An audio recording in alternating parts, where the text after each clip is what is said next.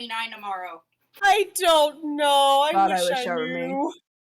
We're at 90 degrees already. What the fuck? Okay, Yeah. we are on starting soon. Spring doesn't exist for anyone. We are live! Welcome back, everybody, to another fun session of the Unchosen Ones.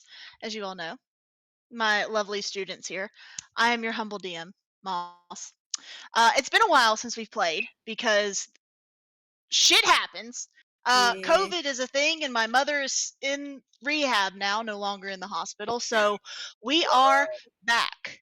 I recognize that it has been a while since we've played, so for the sake of our sanity and yours, can we go around the room and reintroduce our characters? No super in-depth backstories needed, just name, class, race would be great. Pronouns also, please. Let's start with our DM turned player, Calc. Well, I am Calc, otherwise known as Paul. I'm playing Kikyo, a half-elven rogue.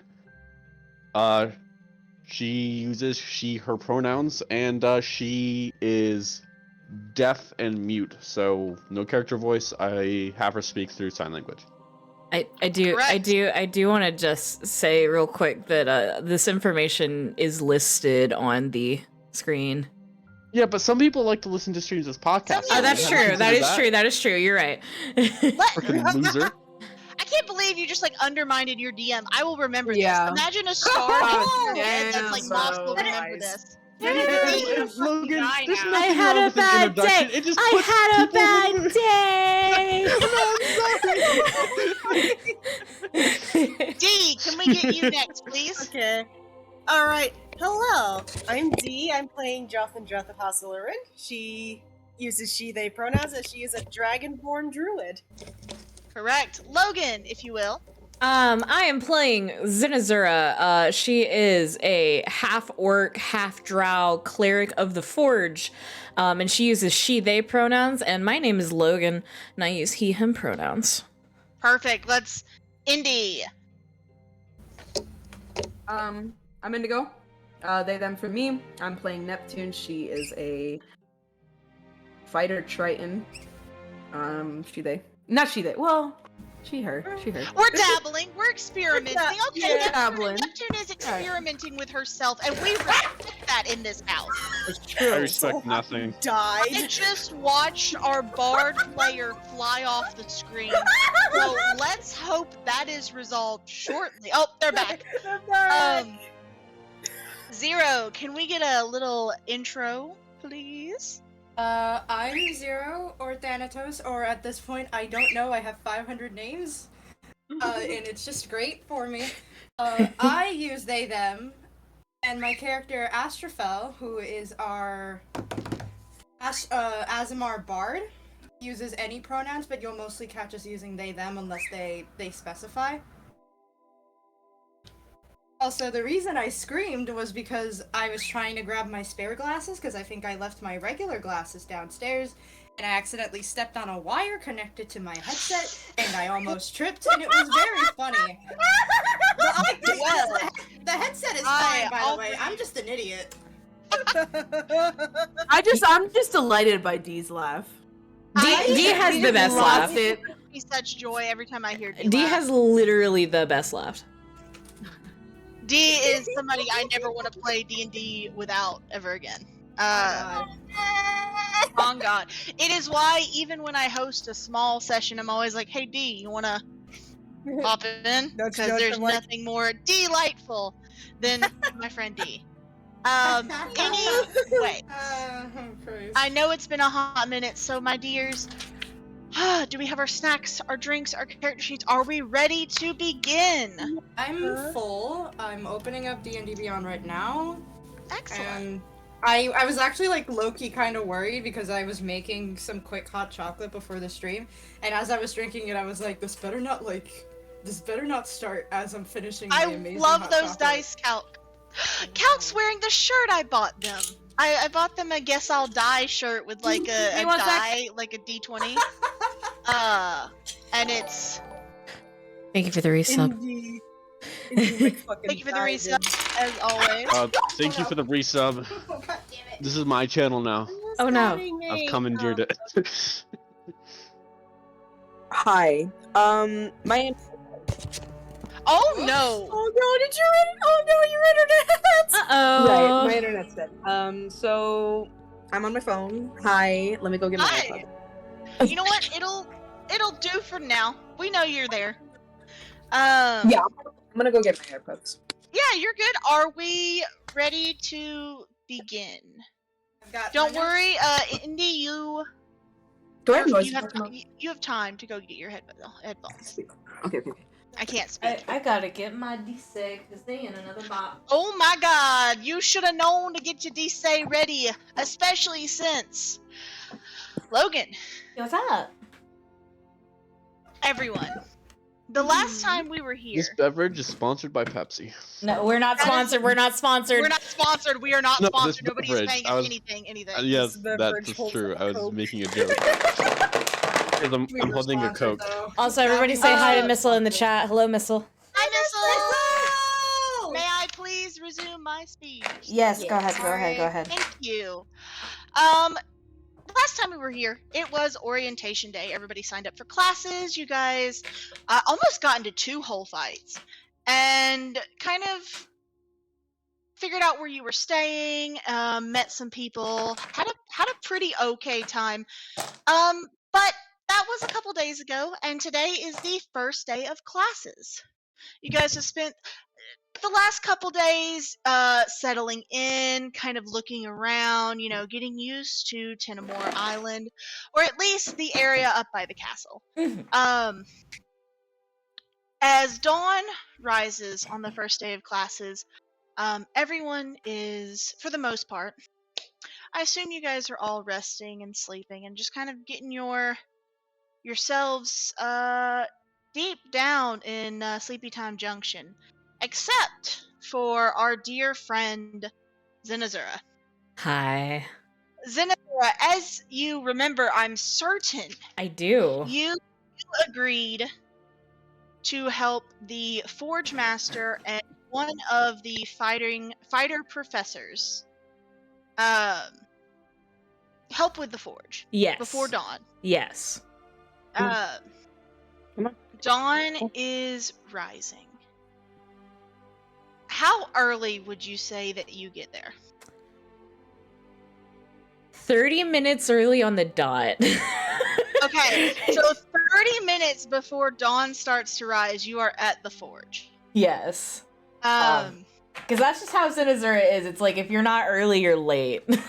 Right. So are you standing at attention, or are you just kind of waiting around? Like, what's your vibe right now, King? I'm standing at attention because I'm kind of expecting the exact same thing from the professor. Whether or not he actually lives up to that is like totally, but I'm like ready and waiting for him to show. Okay. So the forge is this big open area next to what appears to be a rather modest cabin. The lights inside are on when you arrive. You see a figure kind of moving around, and you see it kind of stop by the curtains of the front window for a moment as you stand at attention, and then it resumes walking. In about 10 minutes, it leaves you there. Mm-hmm. And 10 minutes on the dot, the front door opens. And you see Professor Alamine holding a steaming, like, copper mug. Kind of bent, beaten in one hand. He's got these, like, very baggy pants and a kind of like I slept in this tank top shirt.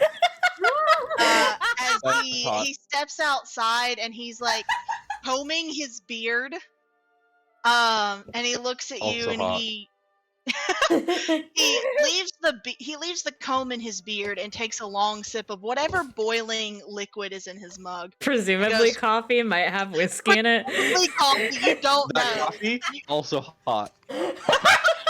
You cannot hope see it. so. You just know the copper mug is steaming in this Mhm. kind of pre-dawn atmosphere. Mhm. As this large slurp out of it, and lowers it back down, and is, well, I'm gonna be honest, I didn't expect you to actually show up. Points for you. You told me to show up at dawn. Yeah, and it's also your first day, and, kids forget things or don't wake up on time. Look, it's not a big deal. I'm just glad to see you actually showed up. Did you eat breakfast? I did. Good morning, also. Yeah. Well, at least you ate. And he walks around, shuts the door, and locks it behind him, and reaches over, and leaning next to his door, you see this massive warhammer that he picks up with one hand and continues walking, still just slamming back that steaming cup until the forge. And he plops that steaming cup down on this stone table and turns to look at you. All right, you've made it this far. Hmm. You step into this forge, you're making a commitment to do this, we'll say 3 times a week. I know you've got your studies. You can pick the 3 times a week. Understood. So, take the initiative or go home. Yes, sir. And I'm assuming he wants me to get the forge started. He doesn't say anything. He's just looking at you. Okay. I'm going to get the forge started, which Logan should have researched what that would entail, but I don't know. It's D&D! It's been literally D&D. like 2 months. It's been 2 It's months. been a hot minute. It's fine, King. Yeah. As you start Quickly working, Google it. you No one you will kind ever of you kind of feel his eyes on you with every move you make. He shifts his warhammer so he can kind of lean on it and watch you Mhm. as you work. And after about 10 minutes, as the fire begins to swell, and heat rises, which is kind of this blissful feeling in this early spring morning. Mhm. We're right by the ocean, so it's cool. So these little bursts of heat, at least for the moment, feel actually really good. Mhm. He kind of reaches up and finally pulls the comb out of his beard and resumes cleaning his beard as he says, so you know how to work a forge then? It is my, I don't know if you would call it trade, but yes, I do. I was looking over your transcript and saw that you were a devotee of the Forge God. Yes, I am. Why? I was originally to be given to the priesthood. And I find the work comforting. I find it fulfilling. Being able to make something out of a lump of metal or scrap that is it's holy in its own right. Now, that's a fine reason to get into blacksmithing, but I believe I asked you, why do you worship the god Adesh?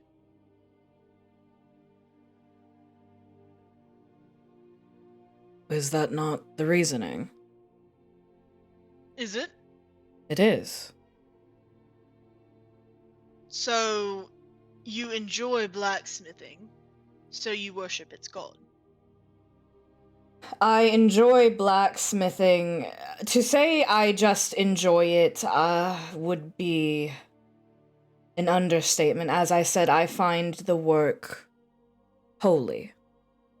It is an act of creation. It is an act of making something out of nothing. That is the work of the gods. Roll me an insight check. All right. That's probably not gonna be enough. That's gonna be an 11. You don't notice anything, but you hear him go, kind of snorts under his breath. Well, it's not a bad answer. Hopefully, you'll...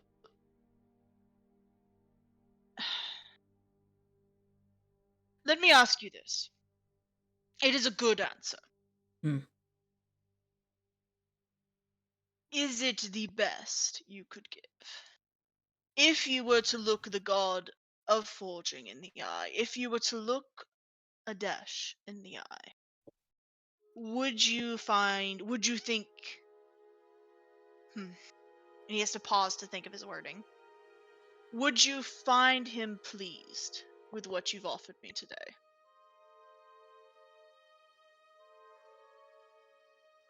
Well, sir, I think... Also, excuse me while I find my character voice again. I don't have that problem. Shut up, Paul! Motherfucker. I'm gonna rework Fumus later so I can play a mute character so I don't have to do a character voice. Sir, I think if I were to find myself before a god, no answer would be enough. Roll me another insight check. That one's gonna be a 16. You watch as his face sort of... You see an eyebrow flick up, the corner of his mouth twitching a little bit. As he stares at you for probably a long moment. And then, once again, just shakes his head. Consider your answer every day you come here. Work at this forge. Think of your god. Hold your newly crafted items in your hands and think of your god. When you burn your hands and you look at the bubbles and the blisters and the scars that form after, think of your god. And when you find your answer, I would like to hear it. Yes, sir. Now, get that temperature up. You Yes, sir. Met steel. And as you work, as you get the temperature rising, eventually, as the sun peeks over the horizon, he comes and takes your work from you. And he doesn't touch you. You get the feeling that when he grabs the tools from you, he is actively avoiding touching you. He nods back towards the castle and says, "Go get a proper breakfast. Classes start today." Yes, sir. Yours. By the way, what was Zenazura's breakfast? Probably some fucking, like, you know those, like, travel rations of, like, sausages that, like fucking soldiers carry around? It was, like, probably, like, a pack of that she just, like, keeps in her room for when she wakes up, like, way too fucking early to get a proper breakfast. She'll just scarf down some of that shit. Has to keep them. I like how Zenazura is the type to have emergency rations. Well, I mean, you never know. I mean, Kikyo is... I'm not gonna get into it. But yeah, it's very Zenazura. Well, like she said, she was to be given over to the priesthood. I think when she was, like, actually, like, training, like, at, like, an actual fucking... I guess it would be, like, a monastery or whatever, like, they were very, like, Spartan, like very bare bones, like, just, like, live as you can. 'Cause that's just the kind of people they are. So she's used to that. So she's used to, like, she has food, like rations, just in case, like, she's like, I can't go to the cafeteria, so I'm just gonna get what I can, because it's better for me to have something in my belly than nothing. Yeah, because the cafeteria was not open when you got up. Mm-hmm. Do you head back to your room to change, get your books, etc., etc.? Yes. Okay. As Zenazura, as you enter the tower that is the first year dorms, essentially, you already see that small changeling that you know to be one of your RAs bouncing up the stairs, kind of bopping her hands up and down each door, you know, and then goes to the next room. As the tiefling makes their own way down, but is much more knock, knock, knock, moves on, knock, knock, knock, moves on about it. And when they meet in the middle, they kind of notice you right before you kind of tuck into your room, and the tiefling smiles very gently. Little corner of the mouth going up, while the changeling looks at you and is like, "Look, good to see you're already awake. Make sure these losers make it to breakfast, cause you don't want to blame us if you missed breakfast this morning. Candle is making omelets, and it's like, oh, it's the best. First day of the trimester is always the best breakfast. I will let them know. Yeah. Don't be late. I'm never late. There's gonna be one time where You know, I Zen's was going to say that's just like me, but it's not. Yes. Zero. I'm writing notes down, as you can see clearly. Oh my god, you're taking notes? You're a better player than I've ever been. I've got like stuff like Zen is helping with the forge at the top. Remember the nightmare from the last session. Zen eat breakfast challenge all the way at the bottom. But I think my favorite so far has to be right underneath the one where it's like the family madrigal when Moss was describing the knocking on the doors. It is just all in caps and underlined omelets. I don't think you can see it, but later. So you all are woken up either by a gentle knocking or by a down your front door, except for Kikyo, who is awoken Up by. anyways. Yes. Your translator does, however, sign to you that there was a knocking at the door trying to wake you up for breakfast. The way Kikyo Oh wait, usually no, they wakes up. knocked on Kikyo's door. Yes. I thought about this ahead of time. The way Kikyo is always punctual and the way she wakes up is that she has a candle on her nightstand. So when the light goes out, it's like a timed candle. When the light goes out, she wakes up because then the light is no longer. So she usually sleeps in light. I like that. That's really interesting. That way, if it's like a cloudy day, she doesn't have to wait till sunlight to wake her up. I like that. Your translator, of course, sleeps with an eye mask. Yeah, she's gotten used to the candle. It's like I can't sleep with the candle, so. Which you have already seen. She's already removed the eye mask and is braiding her hair when the knocks come down your front door. And I actually like to imagine, because you did describe Kiki's door being at the very end. They go to knock on her door, and she already has the door open just as they go. Yeah, you see those hands go. Eh. Good morning. So you are all now officially awake. Drell gets tackled by the dog that decided there's knocking at the door. Bork, bork, bork. Which Zenazura walks into, and like this is like, okay, this is the sight you see, right? Zenazura in like this like coveralls with like a tank top with like no fucking sleeves, muscles out, drenched in sweat and soot, and it's like 6 a.m. Wait, I have a question. Does Zenazura have morning workouts? Well, the forgery is her morning workout. Do you know how hard it is to work a bellows? You didn't have the forgery, I mean. If I didn't, yes, she does. She does do morning workouts on the days. So every morning you will be up this early. Yeah. Like, no. I'm gonna try and not talk about other players' characters in this way often, but I'm just saying that's hot as fuck. Yeah, that's hot. Fuck. I made Zenazura with the knowledge. I was like, people are gonna be like really attracted to Zen because she's a Neptune. big ass buff lesbian. Like Me. and I made her, and then Moss introduced her mom, and her mom immediately overshadowed her. I still like, have the note. then- I still have the note. that Sandra just has says- like always got the problem like when I'm in a room without my mom, I command the room, but when my mom's here, I'm My fine. mom commands the room. I still have the note in here that just says Zen's mom is a MILF. Yeah. It's true. I still have it! Nice. So Like, just Drell sitting up, like holding the dog, trying to get the dog from going out the door. yeah, I was gonna ask.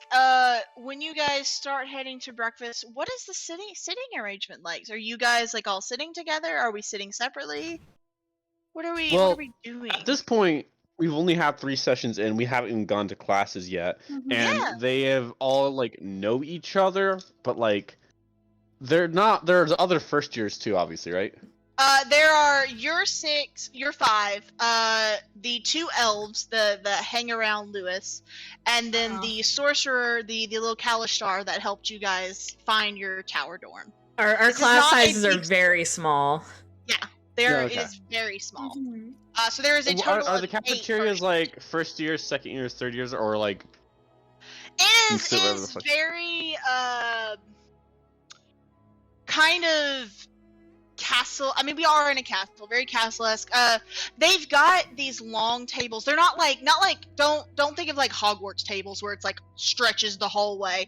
It's kind of like these can sit maybe 12 people at most. There's a couple smaller tables that can fit like 4 or 6, but for the most part they appear to be just kind of, tables sectioned off so that you can sit with your friends, or if you really don't want to sit with somebody, you can sit at one of the small square tables. Okay. Because I know for a fact that Kiki does not know where to sit. Absolutely not. The people are foreign to her. You guys get to the cafeteria, and it's very it's less formal of a dining situation than what many of you are used to, because many of you are royalty. Some of you are just nobility. But many of you are royalty. And you are used to, I'm sure, being served on a hand and foot, people coming to your tables, people always checking in on you or bringing you stuff without being asked. There are still kind of waiters spackled about, but there's also like this big buffet style like food table in the back where you see a tabaxi just like frantically working with like 4 different pans. You see omelets flipping just Oh my about as God. fast as they can put it in. Most of the people actually right now working are tabaxi. You see a lot of cats just running around like plates in hands or drinks, just trying to take care of the morning rush as these young adults are eating and talking and excitingly comparing like what class schedules they have this year, or this trimester, excuse me.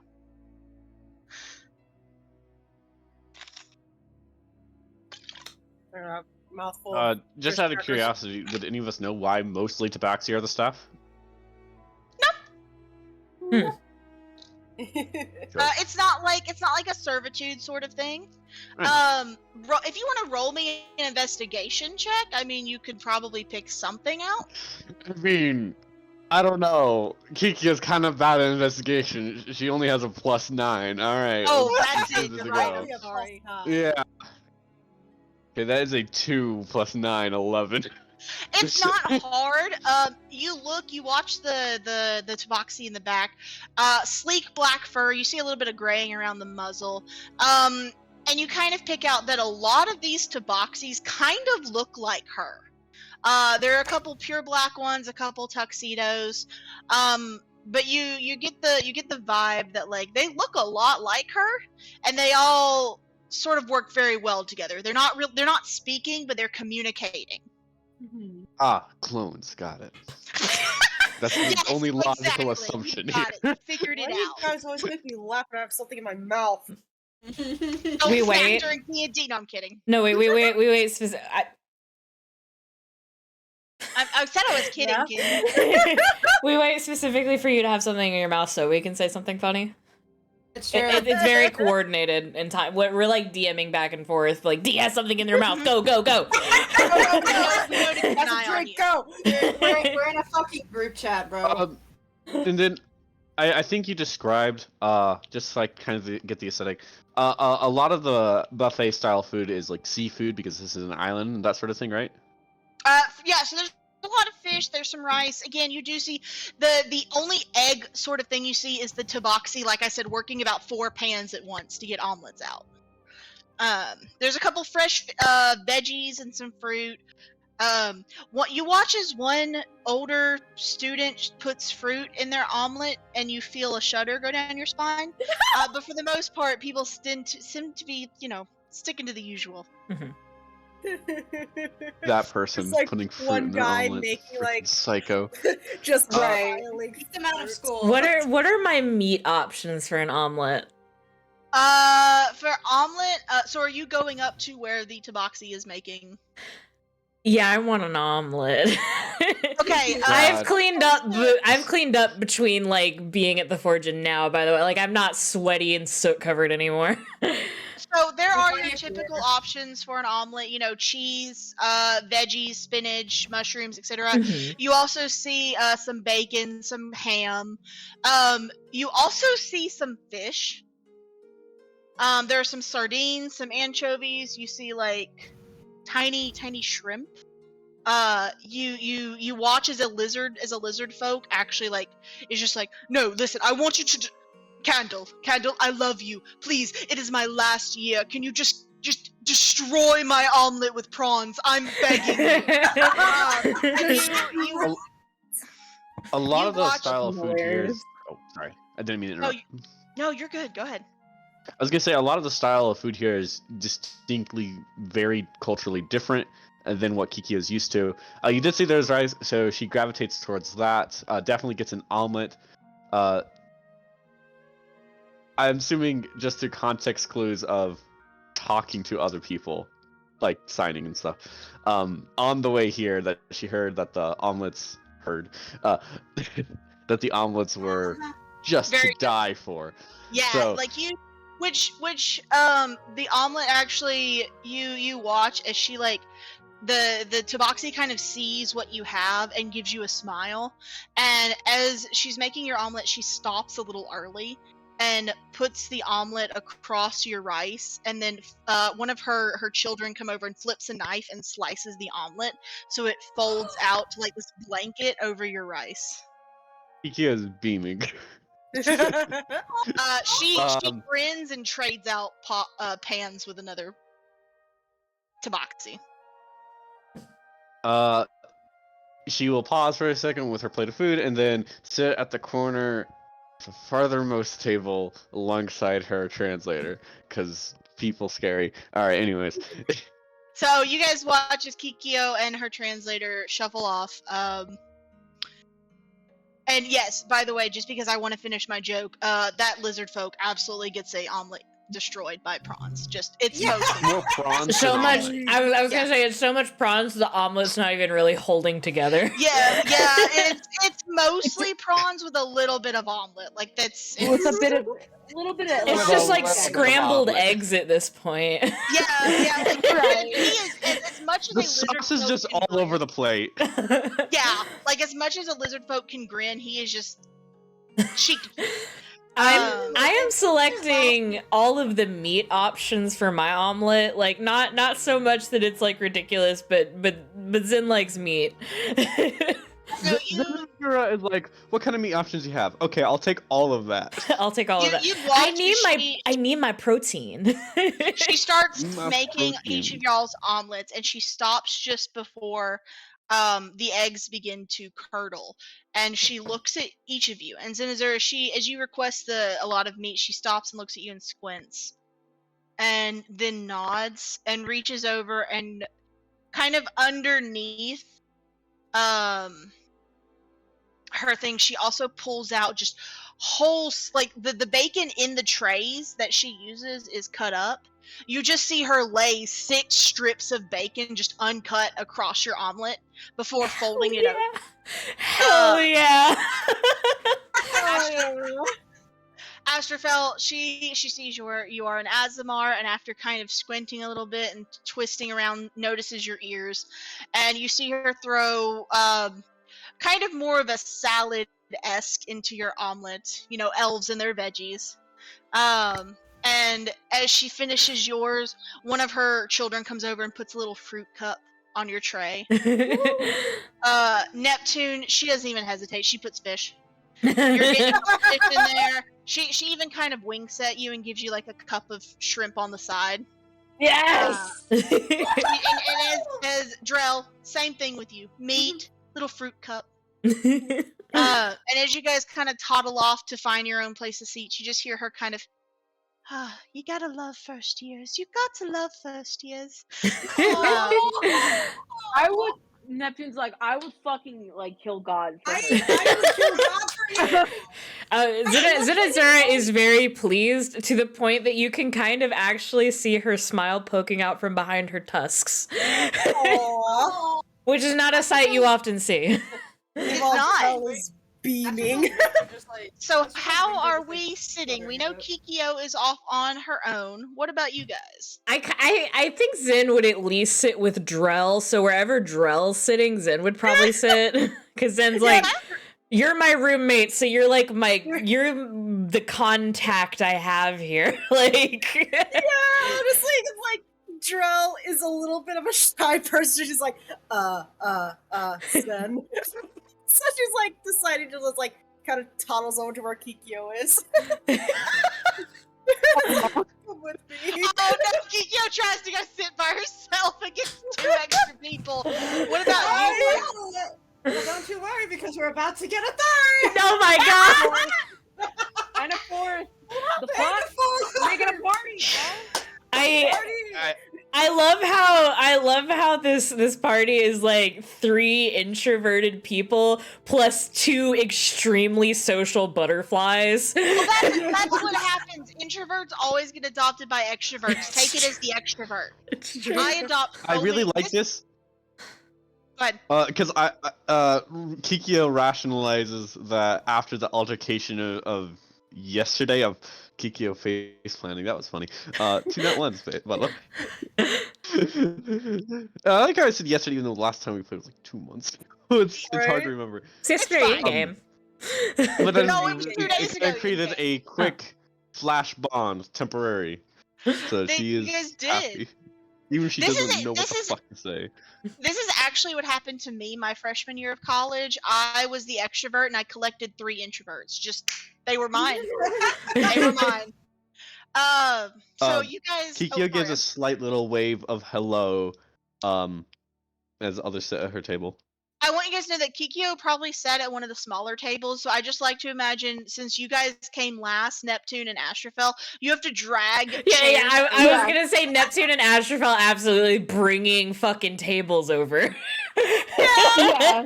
Yeah. As they would do it Would in the high school. Astrofel have the audacity just to bring a whole ass bench? You're right. You're right. Astrafel brings a whole table. Neptune, help me move it. I am fragile. Neptune helps Astrafel, but then she takes a chair for herself, whips it around so it's like, So it's you know, the back right backwards. there. And then it's like, Gotta be cool. I love how she's gotta be a lesbian. I love how Neptune and Zen are both lesbians on like similar sides of the spectrum. And then there's my arrow ace girl Drell, who is fucking oblivious. Will this Just a party whore. please roll me perception checks? Yes. Oh Nice. fuck. Is it based off of sight or is it based off of sound? It's based off of sight. You are good. Where the fuck is my sheet? There it is. That is. Let me know when you're ready for mine. I'm good. We'll go down the line. 16. Got it. Me? Yes. Okay, 15. Are you pointing at me? Yes. Because on my screen you're pointing at Paul. I'm sorry. My dear. I got a 12. A what? A 12. Okay. 18. Indy. I got an Oh. 8. Hey, okay, so everybody except Zenazura and Neptune, as you guys are sitting there enjoying your breakfast, you know, I'm sure some idle chit chat, especially from the extroverts. You guys actually watch as Atsuko like starts to translate with one hand and eats, and then has to stop and continue translating, and then eats a little bit and has to translate a little bit more. You guys, the four of you, or sorry, the three of you that passed. DC 15, sorry, can sense a pair of eyes, two sets of eyes watching you, and it's not that hard to pick out two older individuals, kind of 3 tables down, watching you. And after a few minutes of this, you see them stand up and make their way over to your table. Yes, Logan? I'm waving at Manga. Oh, hi, the individuals that come over are where is my descriptions? Hold on, I'm so sorry. I had this Logan, prepared. you're so fucking cute, by the way. That was adorable. I didn't realize There you we were go. saying hi to him. I thought you were waving at like the Twitch chat. No, I was waving at the Twitch cat can't fucking see us. Focus in, please. Mhm. 2 humans make their way over to you. One is a young male, a little bit older than your collective ages. He is very classically handsome, this cat-like face, strawberry blonde hair. But as he kind of approaches you guys see that despite his best efforts, and the patchy stubble kind of around his chin, it doesn't look like he's quite able to grow a beard yet. He is doing his best though. And next to him is a tall, plump individual. They are just a few inches shorter than the man. They've got this crooked smile with cheekbones like so high that when they smile at you guys, when you see them and they smile back, their eyes kind of squint a little. And the 2 come over, and you see the man is empty-handed. He just kind of leans over and puts his shoulders? God, no, his elbows. He puts his elbows on your table and rests his chin on his hands while his companion has like an apple and just takes a bite out of it. And he looks at all of you with like this wide smile on his face, and he's like, "So, you are the first years, huh?" Some of them. I know there are more than just you 5. So, you are? Oh, right. He's straight. You see him sort of puff himself up, and he goes, "I am Prince Liam of Calteron. This is my twin sibling, Haven. We are second years. We are no longer the babies. Now you are the babies of the academy." Okay, first of all, if you call me a baby again, you're gonna be found outside, like unconscious. Oh my god, that's so cute! Oh my god! Look at that! However, you can call me baby whenever you'd like. Zen is like frowning, but it's like not like a upset frown. It's like a confused frown because like I don't think anybody has ever described her as cute. I like what we have going on here. Haven finishes the bite of apple and goes, "Right, yeah, no, you are delightful. So today's first day of classes. How do you feel? Nervous? Excited? Excited. Kikyo sign's ready. Good. I'd love to see it." Gerald she goes, good. She's so nervous. I suppose excited would be the word for it, yes. Oh, that's so good. Have you guys given like any thought of what clubs? I'm sorry. The headmaster likes to refer to them as societies. You guys will be joining next trimester? I'm assuming you are here to recruit us to one. You see Haven looks you up and down and is like, "Oh, darling, I would love to see you in mine, definitely." What clubs are you representing?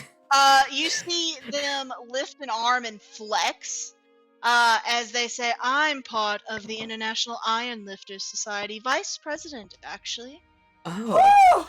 Zin does kind of like turn her body just a little bit because she's like, oh, I'm interested. Like, Yeah, no. Kikyo actively loses interest.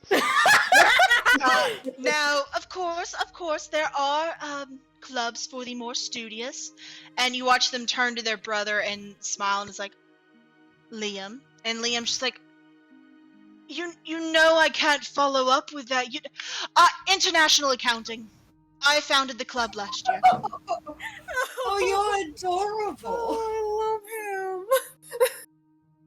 Guys are like this. Look, a part of the aspect of ruling a country is knowing your financial situation. And in the accounting society, we are here to help you manage your kingdom's money. I don't understand why so many students don't realize the need for it. I mean, you are right. Accounting is very important. That's Thank very you. curious. Please keep talking. Oh. Neptune, the one lesbian, she's like this. The one what the fuck did I just say like 10 minutes fuck. ago? You know what? Alright, so, but there are plenty others. There's the Dragon Chess Society, of course. They hold tournaments every weekend. We've got Historical Society, a drama club that's new this year. For those of you interested in drama. Yeah. For those watching on twitch.tv/alienboyfriend, Zero just like perked up and like eyes went wide, like excited about the drama club. Exactly. And That's not even an Astrofil thing. That's just me. you will be delighted to know that the faculty supervisor is actually your RA. Oh! The changeling or the tiefling? Yeah, technically the tiefling, but you don't see one without the other. let's be Ah. honest. It's kind of sweet. Anyways, Haven pushes their brother out of the way. We just wanted to go ahead and talk to you and see if we could, like, maybe snag you before the others did. Because I swear, Liam, if Kali gets another one of my recruits, Haven, Kali's not going to get one of your recruits. Look at these two. You think they're going to be interested in history? Over building those muscles of theirs? Absolutely not. Well, they can join more. Anyways, And Azura is sitting here like quietly like, I like history. anyways, They're right. Not live right now, Zen. We remember what it was like being the first years, you know, not sure what was going to happen. So if you have any questions or need any help, we are here for you. And you see them smile so wide again, their eyes kind of squint. Thank you. Thank Of course. you. Now, those of you who have classes soon, finish eating. We'll see you at lunch, undoubtedly. This is the part where we leave, right? And Liam's like, oh yeah, this is the part where we leave. And you just watch them just turn around and just walk away. Zin, I think, glances at her schedule and then at the sun and is like, I should probably be going as well. We'll see you then, darling. Kikyo's already putting her tray where dirty trays go and walking out. You go to stand up, and one of the tabaxi just slides over. I'm Can I literally actually- just can I imagining like a actually roll- stage slide, like a. Yeah, exactly. Can I actually roll a stealth check as Kikyo slinks away to get to class early? You may, in fact, roll a stealth check. Sure. Who are you trying to avoid? Everybody? Everyone at the table. All right, Everyone at the everybody table. roll. If you're looking for her. Probably not. Yeah, roll a perception. if you 16 want. plus 8, 24. Jesus.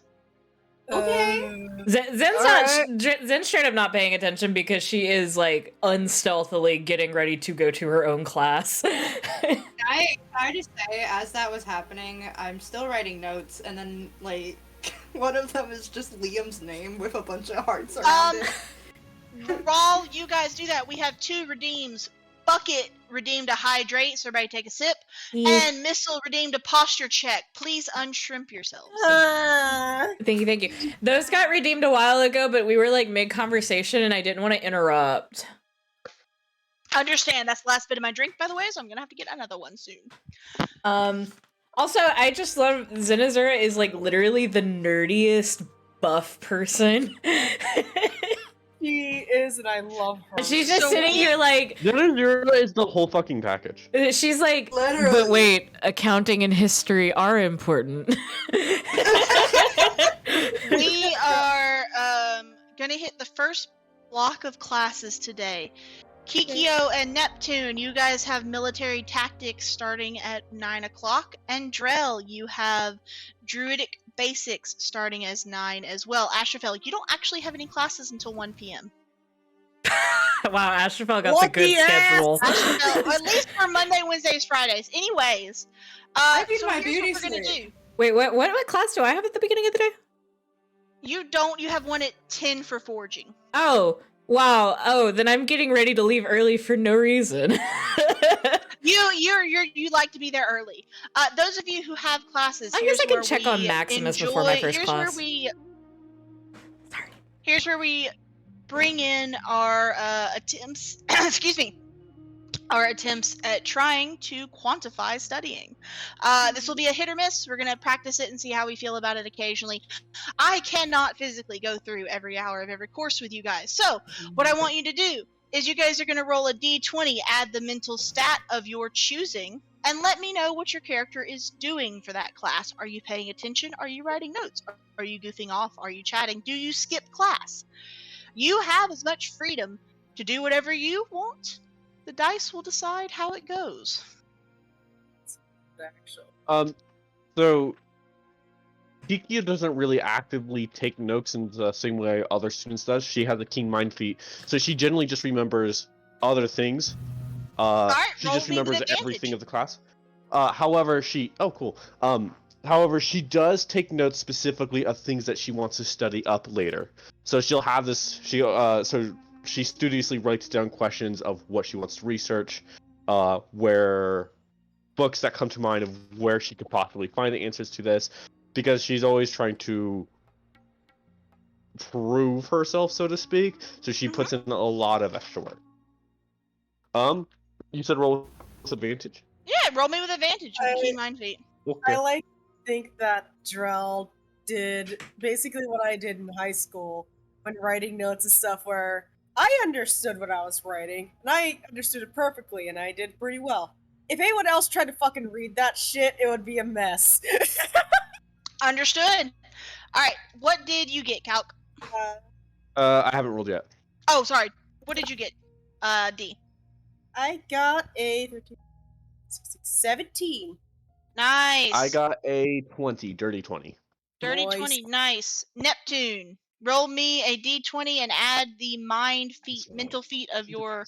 mental stat of your choice. So intelligence, wisdom, or charisma, depending on what you are doing during this class period. If you roll high, it will be a mental feat. It will. Let me pull up her. All right, and who is the teacher of the military tactics class? Let by the me way? grab my faculty and staff. What's Go ahead. What's a mind stat?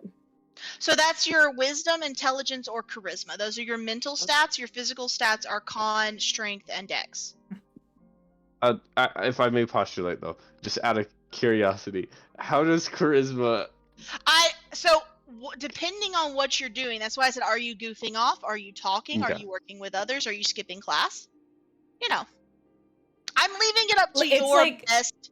Are you chatting up the teacher? Yeah, I was gonna say, it's like, you remember those students in school that like knew the exact words to say to get a teacher to go off on a fucking tangent so you didn't have a lesson that day?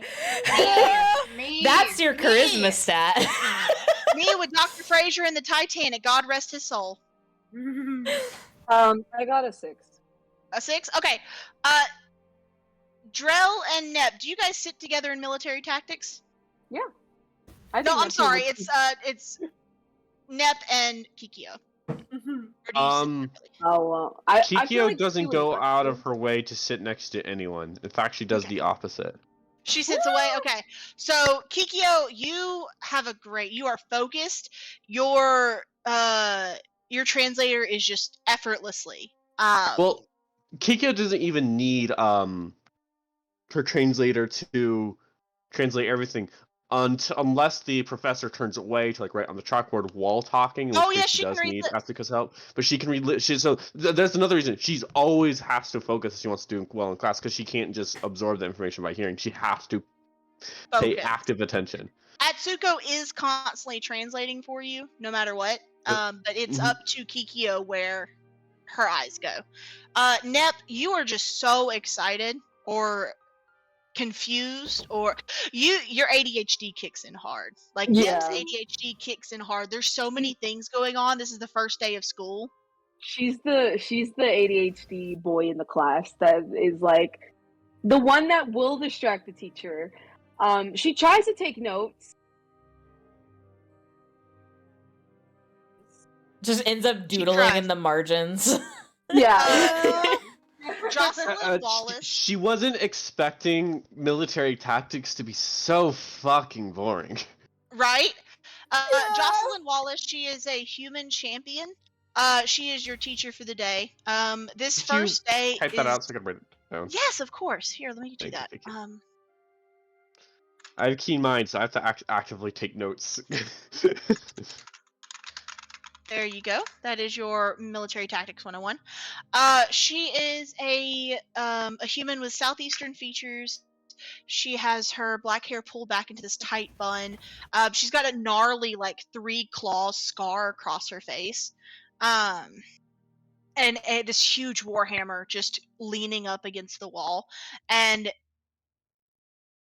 she spends the first day going over the syllabus, talking to you guys about what she expects out of you, several papers. Eventually, you're going to have to, your final project will be taking a failed battle from history and explaining the ways that you yourself as a commander could have saved that battle for the losing side.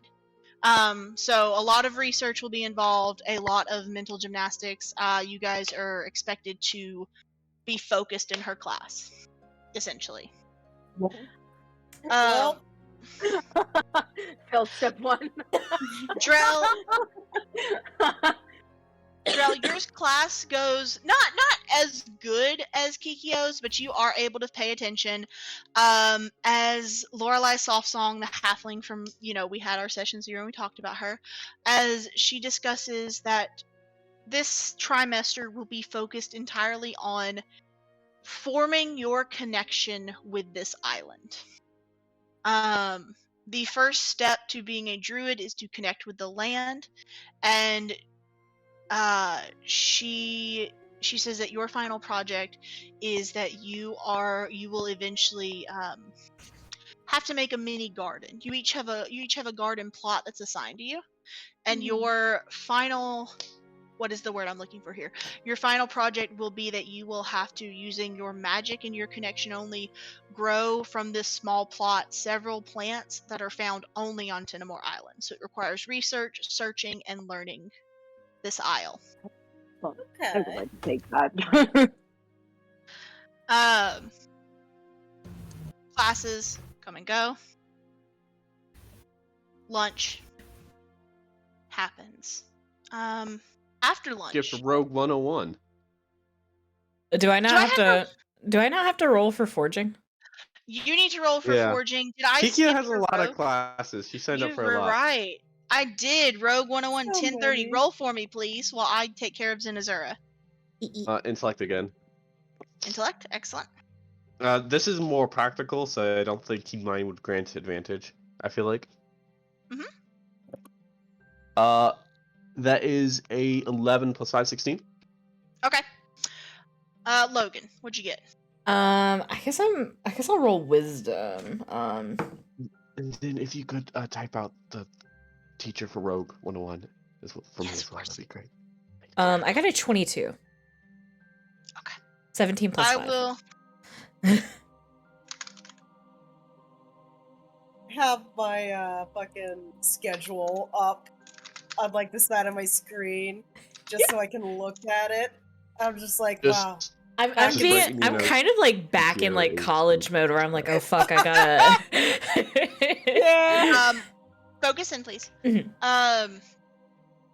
Kikyo, you find that this is a one-on-one course with Vidar Rivermiss, a rat folk who greets you as you approach their office, and they spend this hour kind of going over, again, the syllabus, talking about what they expect from you, asking you, they wave their hand, and you can't see it, but you feel a tugging at your shirt from an invisible mage hand as they ask you, where do you see yourself? What do you want to do? Would you like to eventually be able to do what they can and sort of use the weave to enhance your abilities, or would you like to follow a different path?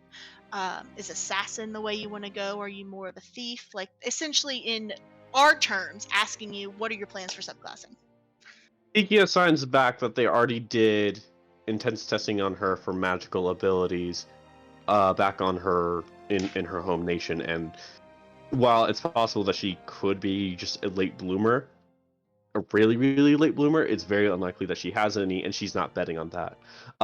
She wants to be someone who can lead a less bold military division in order to assist her family's endeavors in ruling their nation, especially since they see military might as basically the be-all in her home nation. She wants to assist that through less obvious means, using like taking a rogue mindset to military attacks and that sort of thing. You see them nod. That's as where you she speak. sees herself. Right. Or not as you speak, as it's translated, and they nod a little bit. We all know. We all know what's going on, yeah. Yeah. You actually watch as I rolled really low, so I'm not even going to make you to roll perception or insight on this. You watch as their face kind of contorts in like some sort of a small little ping of sympathy when you mention not being able to conduct magic. And after a little bit, they start writing down, and they nod, and then they go through a couple files, and finally sit back, and they say, this course usually involves final projects involve stealing from me. But if you are not that sort of rogue, Kikia says, Kikia will sign, interrupting. Practical application is important too. If that's a part of the final project, I will accept that readily. However, if you have more work, I can do that. Yes, of course. If you will give me time, I will come up with a second final project for you. Obviously, the grades will be divided in half evenly, so that we can work on focusing you to what you want. Your post-graduation success is of the utmost importance. I don't want to prepare you for a path you will not take. So, and you watch as they shift and look at the window outside. I will let you go a little early so I can do some research. But I think we can work on this. Just give me time. Kikyo is nothing but an opportunist when it comes to proving herself. Growing up mute and deaf, she had a lot of time on her hands to do her own personal things, especially being in the position of privilege she was, neglected as she was too. So she does have capabilities of sleight of hand or anything. The final project is to steal something from this teacher, from Vidar Rivermist. So Kiki will just see how far she has to go before she does. As she goes to leave the classroom, as Vidar seems distracted, she'll roll sleight of hand to steal, see if she can steal like a quill or an eraser or something from the desk. Roll me a sleight of hand check then. Got it. Her sleight of hand is +8. Okay. That is a 7 + 8, 15. I rolled a 19 without any bonuses. So you go to swipe something and you feel the kind of the scale of a rat folk tail wrap around your wrist, as without even looking up from their book, Vidar says, "Not this time." But Not I this. admire the initiative. I like you. Have a good day, Miss Kikyo.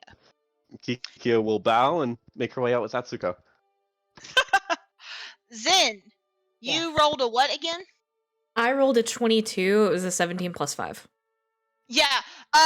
You show up. Professor Alamin is already back working at the forge. You start working. It's not hard. He's just like, make me a dagger. I can make a dagger. You've made a dagger 100 times, 1,000 times. That's how I leveled up And- my smithing. Because I made a bunch of Exactly. daggers. I And made. as you present this dagger, Professor Alamin looks it over, twists it in his hand, and nods and offers it back to you, handle out, and says, "All right, I asked you this morning. Answer me again. What have you learned of your god from this?" Well.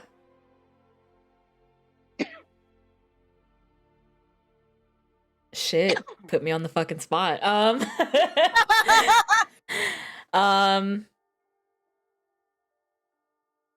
Did I not advise? Every moment you are at my forge, you are to be thinking of your god.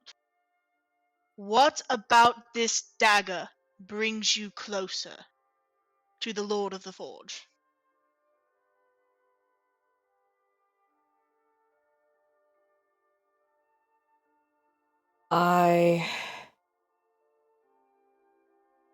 When I make things at this forge, I am doing so in his image.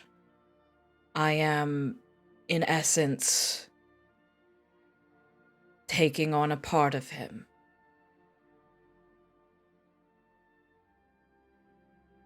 He guides my hand and my hammer. Good. Think on it tomorrow morning as well. Every moment you're up here. If you wish to follow the Lord of the Forge, you will need to find in every aspect. In every act of creation, he turns and makes a motion to a broken sword. And in every brittle blade, this is his domain. Every failure and every success are his and yours to share. Think on it. Consider it. And then get back to me tomorrow. Yes, sir. Dismissed. All right.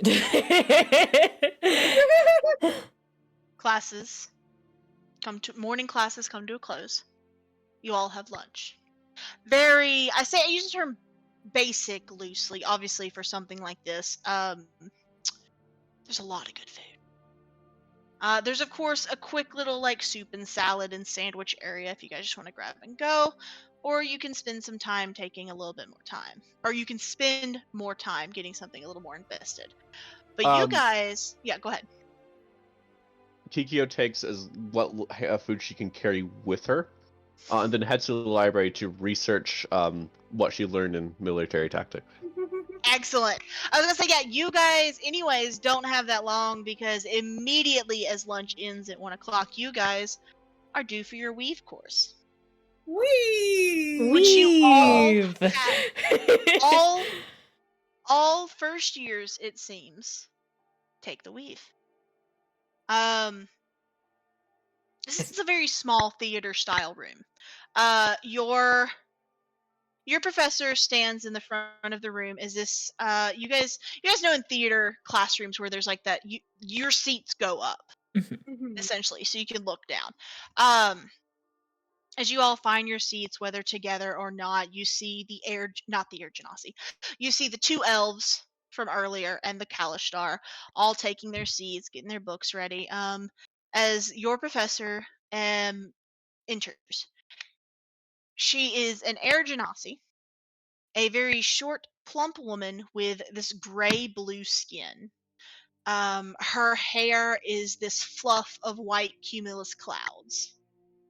And she seems to be dressed in this very ornate sort of silk and satin shimmering of blues and whites and grays that you can kind of see the breeze as it flutters around her. And she stands before you all, hands clasped in front of her, and waits until you are all settled. And looks to you all and says, "Good afternoon. Are we prepared to start this course?" As always, Professor. I like your enthusiasm. She claps her hands, and you hear this loud clap of thunder that echoes. Asher felt like being bored all morning is like finally class. I assure you, Astrofel during the morning has been probably just went flying and then hung out with pork muffins for the rest of the fucking day. I was gonna say bored. Like Astrofel's fucking enjoying the shit out of themselves. I've been like college life, only had one class at like 2 p.m. That shit was fire. Astrofel got fucking manicures. Focus in, my loves. As the air genasi claps their hands and this thunder explodes around the room, everything falls to darkness. From beneath the air genasi, you see a gentle light. You can see the motes in the air around them as they speak. In the beginning. This is mean. For Kikyo. You can see them. Okay.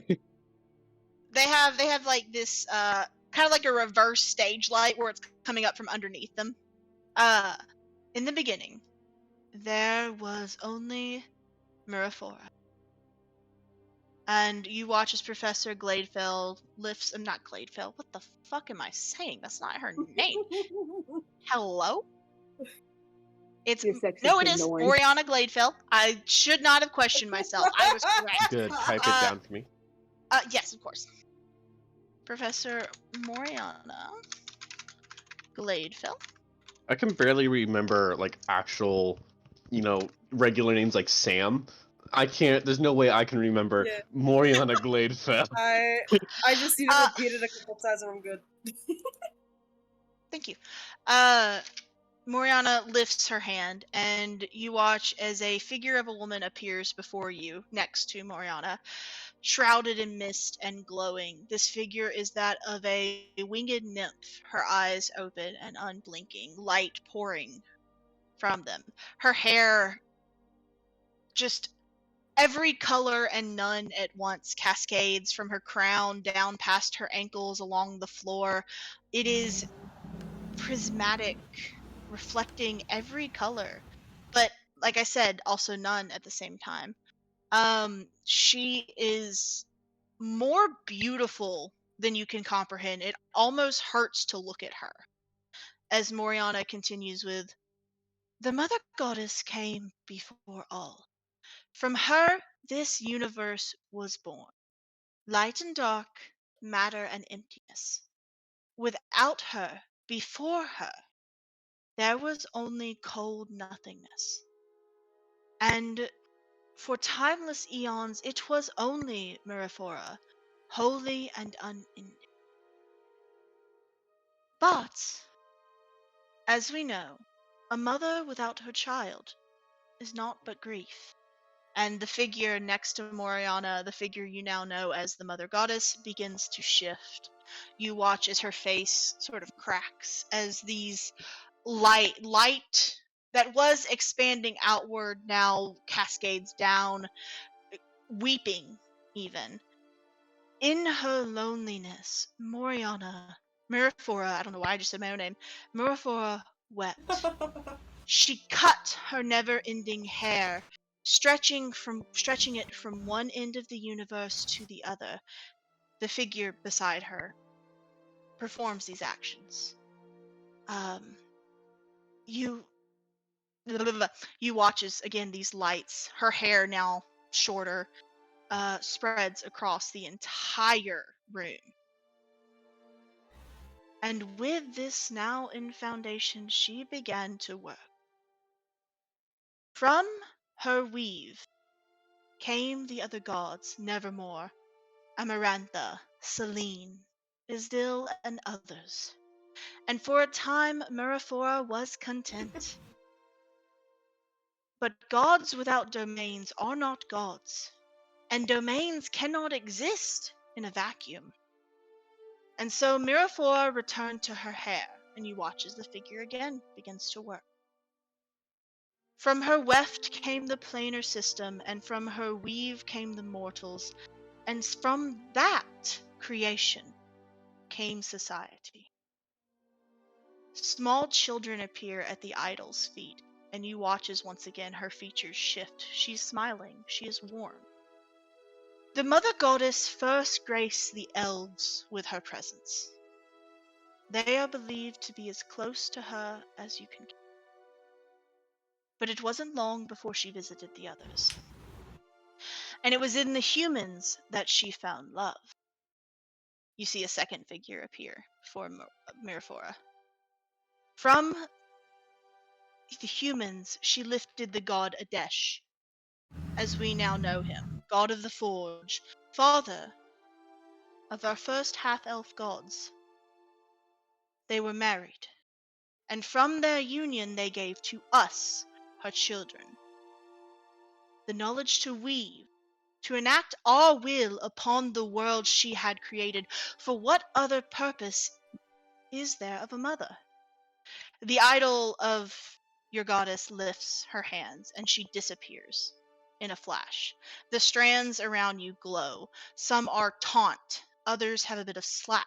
There are some going north to south, east to west. Moriana lifts a hand to her eye level and plucks a strand from near her cloudy hair. All of your cultures have different words for the weave. Ley lines, as the old Fae call them.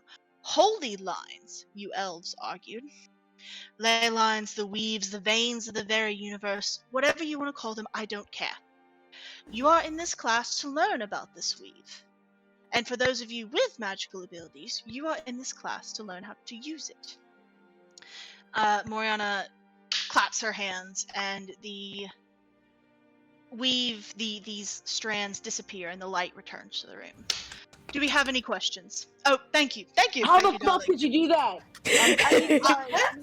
I used magic, dear. I thought we were on the same level. This is the weave course. I am here to teach you to use the weave. Girl, like, has her face in her hands, trying not to laugh. I want you to know this entire time that they were like in darkness during the presentations, and Azura's had her fucking like notepad like up to her face, like squinting, trying to take notes. You fucking do, bestie? No, that Neptune was just sitting there the entire time, just watching, just like in awe, like a fucking kid in Christmas.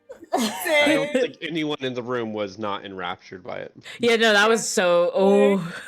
Like, you know how a cat's eyes will just go, but they see something interesting, Drill. Yeah. No. Even No is just Kiki's pet fox is like, whoop, watching. No, Just everybody looking at the light show. Now that the lights are on, you guys actually realize that the other students in the class are quickly taking notes now that they can see again. Like I said, I used magic. Thank you for your rather enthusiastic question, actually. Love it. Any other questions? No, excellent. Okay. So, this is the weave. We've discussed this already.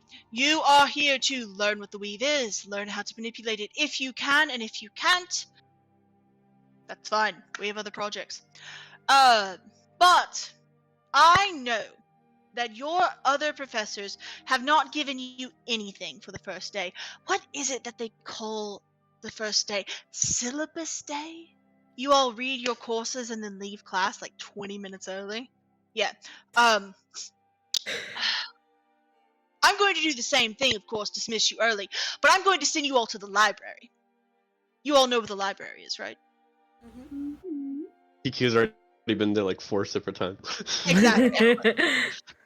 I am going to, and you watch as she sort of looks at you all. 2, 4, 6. Excellent. Okay, so there are 8 of you. So, let's see. Kikyo. And the very enthusiastic one, the Triton. Neptune, I believe. You two are a group. Drell. And I know your name. Astrophel. Oh. You are a group. Zinazora. You and you watch as she pauses and looks at the other 3 in the class. I won't separate siblings, don't worry. The twins are a group. You and the Kalishtat, Kuldri, you two are a group. I want you all to go to the library. Find a book about magic. The history, practical uses, I don't care what the subject is. I want you to find me a book about magic. And I want you to read it. And I want you to come back Wednesday with 1 page of notes and present what you learned to the class. Alright. Alright. Understood. Obviously, I understand that there are people with stage fright amongst you. That's why you're in groups of 2. One of you has to be an extrovert, right? Exactly. So, please go. And you watch as when she flicks her fingers, these little sparks emit. Now, go. Shoot. Yes. Kikyo goes up to Neptune, and signs with Atsuko, translating. I wasn't expecting to have so many classes with you. Well, could be a good thing. We could be study buddies or something. Study buddies works well. Any thoughts on what we should look for? No. I have several.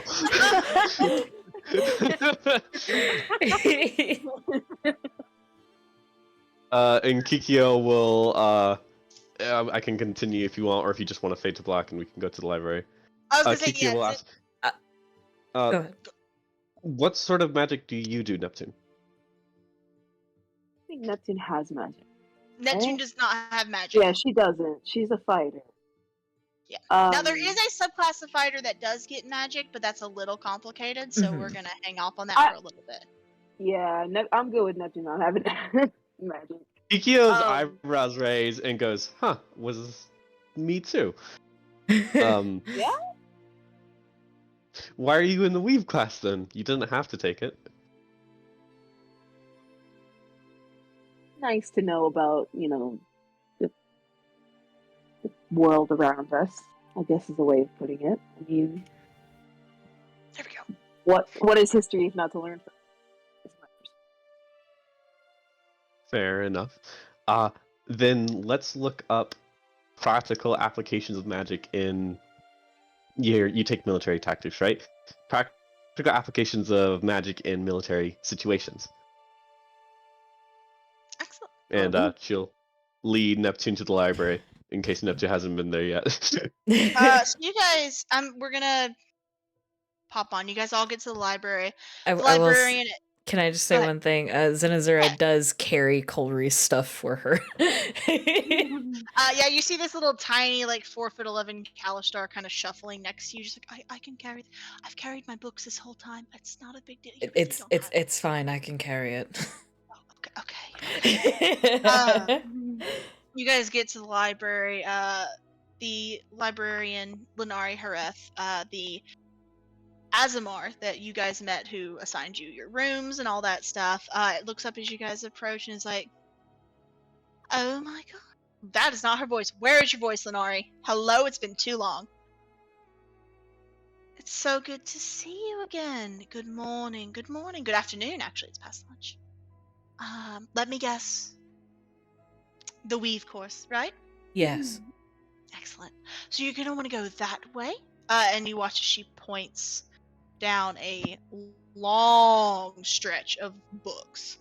Towards the back, that will lead you to the history of magic, and from there, left, practical uses, right, tips and tricks, essentially.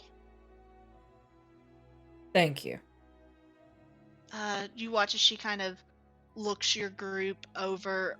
Roll me a perception check, Okay. if you want, if you're paying That attention. is. That is a fucking 1. Oh damn. That is an 11, I got a Nice. 15. right? Yeah, that's an 11. That's a 4 plus 7 5. right there, baby. I'm getting really bad rolls tonight. Fuck my life. It dude. happens, trust me. It happens. It happens. You, 0. Uh-oh. Oh, there we go. 0, what'd you get? What's a 1? Oh. Alright. No. You guys don't notice anything as you start heading down that way. Do you guys care if I continue to use the same check? Are you guys kind of in the same mindset as you guys walk down this hallway? Yeah, go ahead. At least for me. Yeah. I mean, You Kikyo's always very, very alert of her surroundings, but if she doesn't immediately see anything, then she's focused on the books.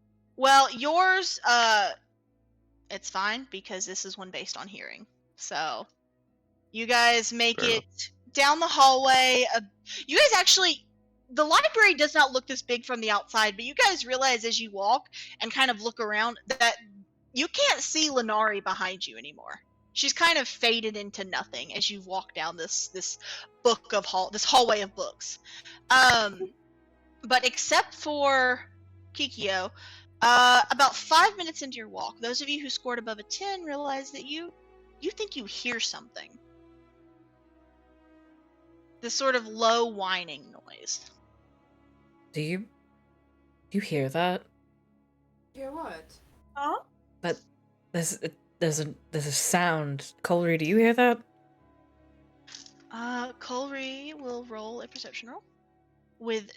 Yes, she stops and she goes, I think so. What is that? I don't know, but if there's noise in the library, we probably should. We should go. Right? I do want to kind of like listen in, see if I can like roll an investigation to see if I can kind of like determine, does this sound like mechanical or organic? Yeah, or... go ahead. Okay, that I would like to do the same. As a deaf person. You cannot hear. What did you get, Logan? I got What did a Neptune score, by the way? What's what? I think Neptune said, what did you score, Neptune? Neptune scored an 11. Neptune can hear it. Okay. 5. Never mind. Five, Neptune yeah, cannot yeah. hear it. I got another 15. Neptune just Yeah. as deaf as Kikyo in this moment. So you realize that it sounds organic, almost like a dog. And it's coming kind of from your right. There shouldn't be an animal in here. I'm gonna use your same investigation score. I'm assuming you're walking, kind of trying to find it, right? Yeah, because I think in Zenazura's head, like, I think she understands Colry's thing of, like, if there's trouble, we should probably avoid it. But, like, Zen's like, if there is an animal in here, I should probably get the animal out of the library before the librarian freaks her shit. So you start walking, and now that you're paying attention, when you're walking, you know, you got peripheral vision, but it fades sometimes. You know, everything blends together in your peripheral. Yeah. Now that you're paying attention, though, you realize that 2 or 3 yards ahead that there's a turn that you didn't quite catch because you know, in the labyrinth, how like it's almost like Sarah has no. Yeah, like no depth perception. Yeah, it was almost like that. And there's like a hallway. There's like a small little alcove down this pathway. Okay. Probably not a smart idea, but again, she's like, I should probably get this animal out of this library. I'm going to turn into the alcove if that is where the sound is coming from. All right. What about the rest of you guys? Kikyo picks out a nice book about military tactics with magic.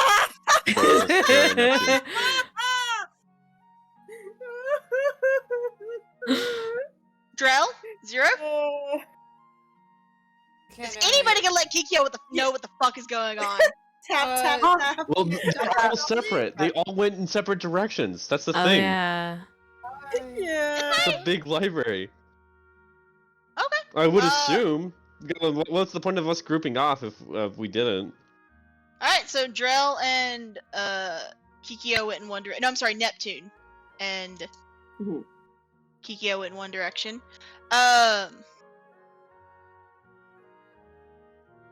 Roll me, actually, Neptune, since you are in another spot. Let me get a different perception check from you. Okay. Yeah, because, like, that's...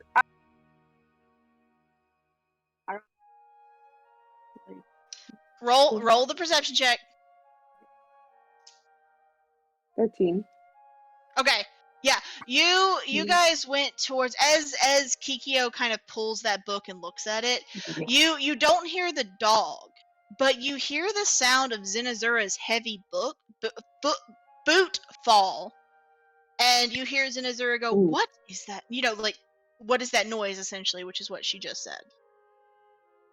Okay, that gets my attention, and then I immediately turn and I tap Kikyo's shoulder really gently because I don't want to like.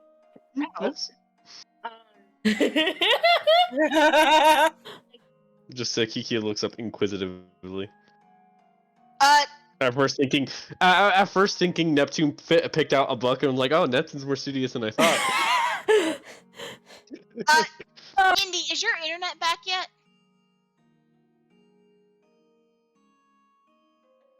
Because you're just far away from your mic, and it's hard to hear you. Oh, really? Yeah. Let me check. Yeah. Posture check, by the way. Posture check. That is fine with me. I'm already sitting up. Can't get me this time, missile.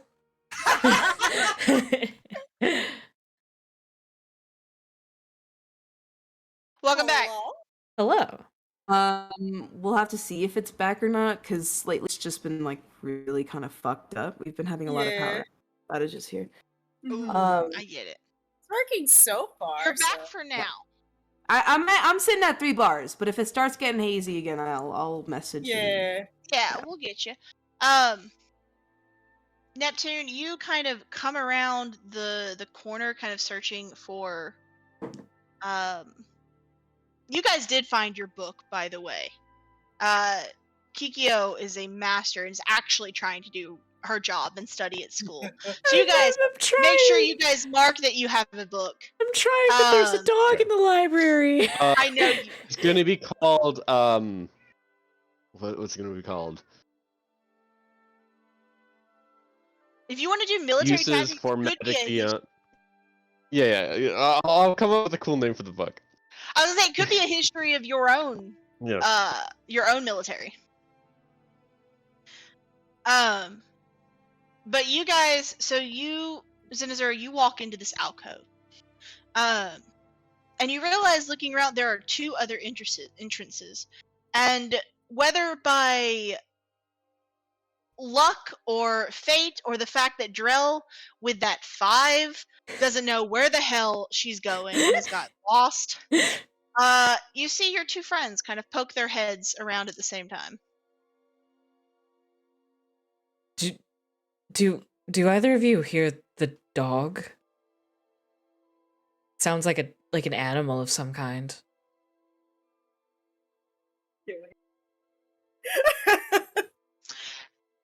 Yes. 0. Oh no, Oh, that your was voice thing. Moss, you're a robot. Yeah, that wasn't me raising my hand. I just have my hand up here and was moving it. Hello, Moss. Hi, Moss.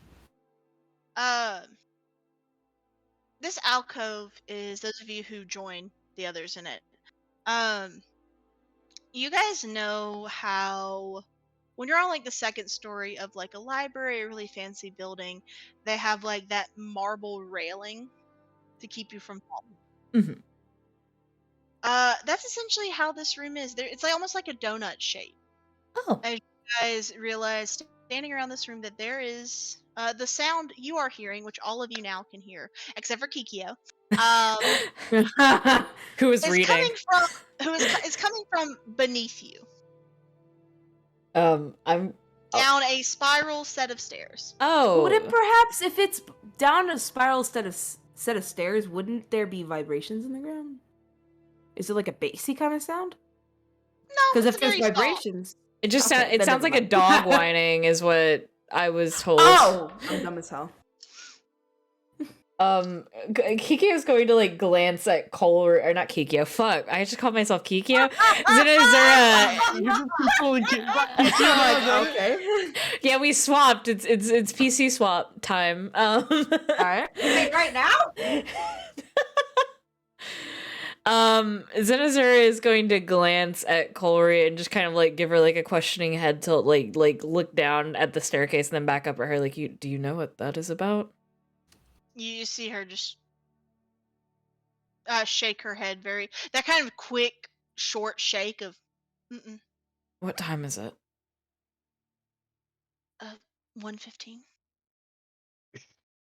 Kikyo signs 1:15, a bit too late. Listen, I have keen mind. I'm gonna use it.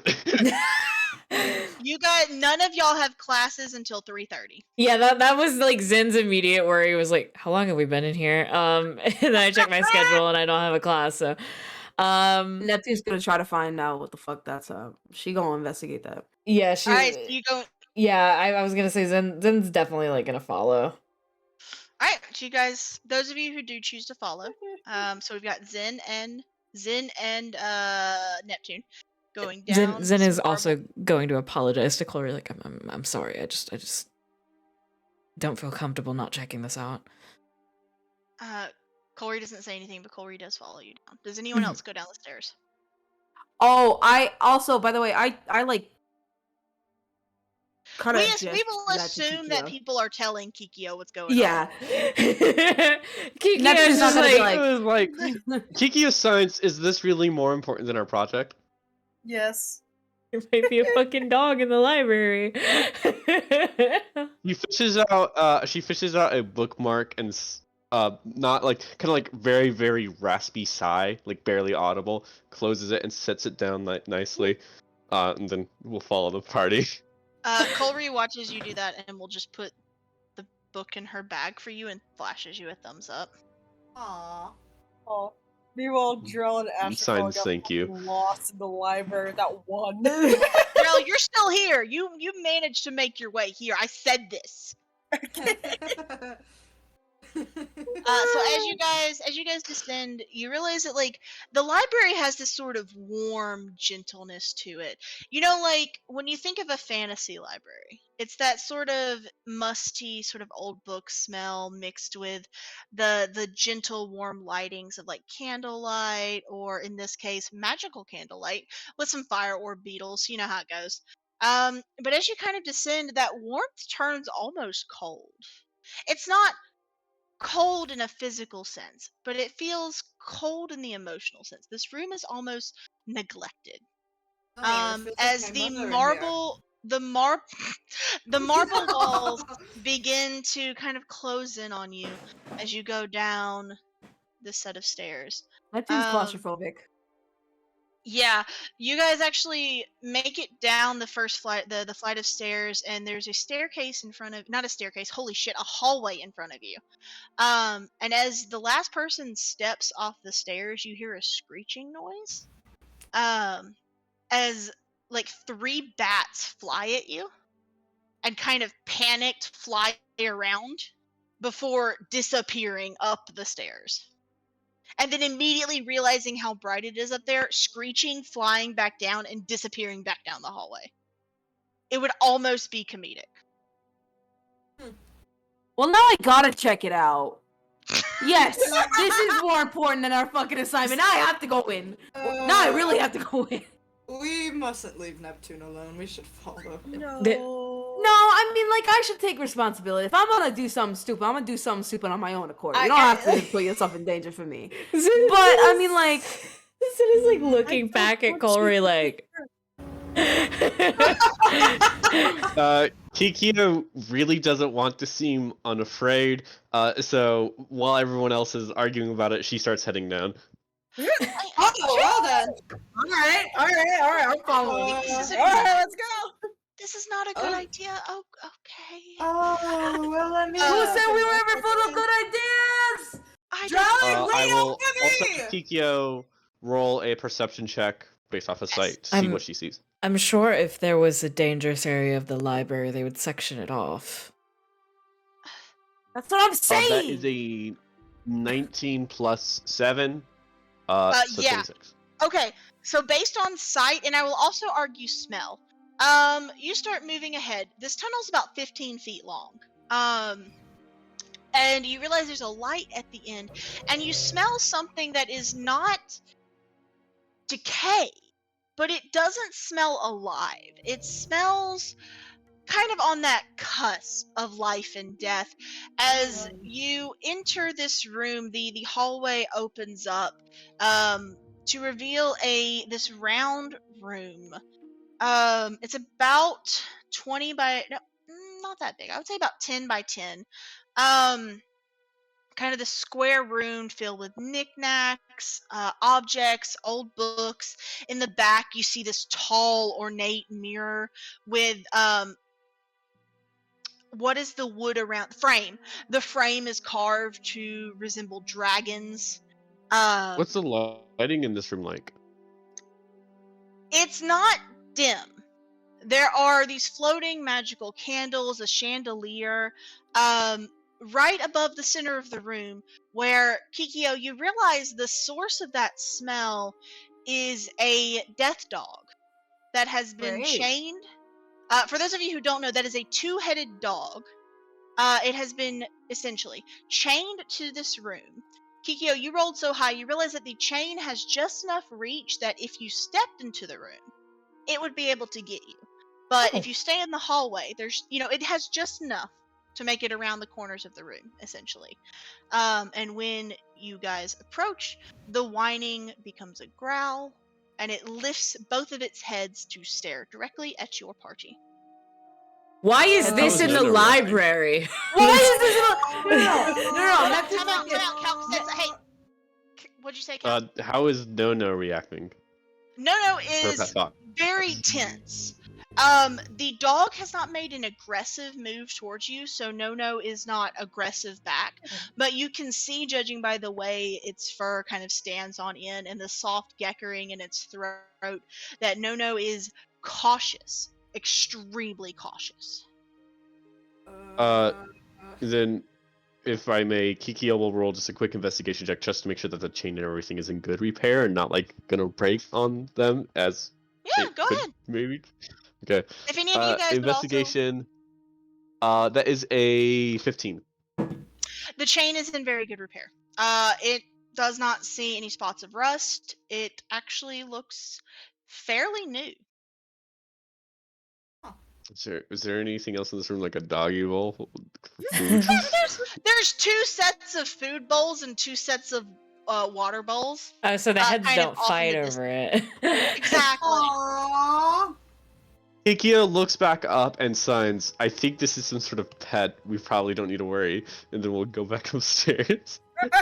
Why? Yeah, I don't feel like it. Why is this in the library? Zenizura, do you lift your hand? And Yeah. As soon as your hand crosses, literally as soon as it crosses that rail, that dog is moving to attack you. I jump back. Girl's grabbing Zed and pulling. It is at the end of its rope trying to get to you. Are you alright? I've almost been bitten by wargs before. I'm not afraid of that thing. I am. Why is this in the library? Why is it in the library? Why is it aggressive? What? Hey, yo, someone come get your dog! Maybe this is the forbidden section.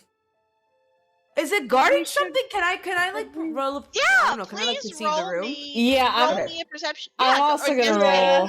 Whatever. Let's Yeah, roll I'm also perception, rolling, I'm also everybody. Woo! That's Woo! Well, I fuck you, got a I 12! got And then Moss is sitting here like you only needed a 15. I rolled a 14, Got a actually. 12. What'd you get, Nep? I got a fucking 9. What? Do you plus anything with it? Yeah, so you'll find on your sheet you'll see a perception modifier. You add that modifier to your. The fuck is it? It'll say like plus whatever next to it. Here, I can grab Oh, your plus sheet. 1. Okay, it's 10. Okay. Nice. Okay, so with the 10, you notice that, again there's these ornate bookshelves. There's some old knickknacks. Again, that dragon mirror in the back, which those of you who got a 15 or above realize there is some kind of magical influence coming from that mirror. And for our good friend Drell, you realize that there is draconic written on the rim, on the frame of the mirror. Yes. Neptune looks at Kikyo immediately and is like, "You're gonna try to tell me that this isn't practical use of magic? That's weave right there! Let's go!" No! Kikyo, time back. This is very interesting, but I don't think we need to be here right now. But think of it! Imagine if we could actually find something that we like that could answer our questions, right? It could answer our questions. Well, I We just are literally on the first day of class. Let's just study and answer our questions that way. my concern, Neptune, is if they have something guarding this area, we are probably not supposed to be here. They didn't have a sign. They have a Neptune! dog. They didn't have a sign. How was I, an unwilling student, supposed to know that? Well, that this dog was. I'm sure when the dog mauls you, your lawyer will be able to use But that the dog's argument not in gonna maul court. me. But the dog's not gonna maul me. What if I'm just too good? What if it can't get me? Hold on. Very important question. Yes. Can I use persuasion on animals? There is an animal handling stat actually. You have Do animal I have- handling. Do I have- I don't Wait. think I I have. Now- have a +1. Oh, Now- it'd be a +2 even if I. Yeah. So I can offer you some tips for our newbies. You can use a animal handling stat. This is a situation where you could try to use something to lower the DC. So, for instance, DC? DC is the essentially the check that you need to meet or beat. So for an Oh, animal, that's I would say if you are trying to lower the check, you might try to offer it food. Keep in mind, for those of you listening, we have 2 first-timers, so I'm not trying to backseat DM. I am giving, in real life, tips and tricks for how to Yeah. D&D. I love Moss because they just fucking they got Thank me. Anyway, Neptune's gonna try to get some. She has like jerky. Yeah, for I some reason imagine in her that. pocket. I imagine Astropha would carry around little snacks for pork muffins. Yeah, you guys can Yeah. feel free to roll Neptune's- me a handling check. Okay. And it's a D20, right? Yes, and then you'll add your animal handling modifier. Piss off, you flying rat vermin. Fuck. Wait. I need to. Hold on. I need to do that. Oh, that's the table. 9. No! Why is it a 4? What? Like, why am I getting such bad rolls today? FML, man. No. If Logan would like, you handle wargs. Would you like to use the help action to assist your friends? I think this is very stupid, but I don't want to see somebody get mauled, so yeah. Okay. Both of you can now re-roll and take the higher roll. What did you roll, by the way? Me? Neb, what was your first roll? I had an 8 plus 1, so it was 9. Okay, roll again, both of you. Okay. Well, now I don't want to fuck stop. I think it's a 9. Yeah, Plus? it's a 9. Plus? It's a 9 plus 2. Okay. It's so 11 plus 1, so 12. Okay. You guys see as you offer out the food, it is growling and kind of lowers itself, but you watch as it leans forward and takes one of the jerkies, the jerky strips from your hand, and then pulls back quickly. Oh, you're just a little darling, aren't you? If you can see the whites of his eyes, that means he's on the attack. I will warn you, Logan. A death dog is green and black eyes. So Oh, if you can see the sclera. um, Oh, God bless. Kikyo can read Draconic, by the way. What does the mirror say? So you can can't Drell. Why read it didn't Drell try to read it? you can't read it from the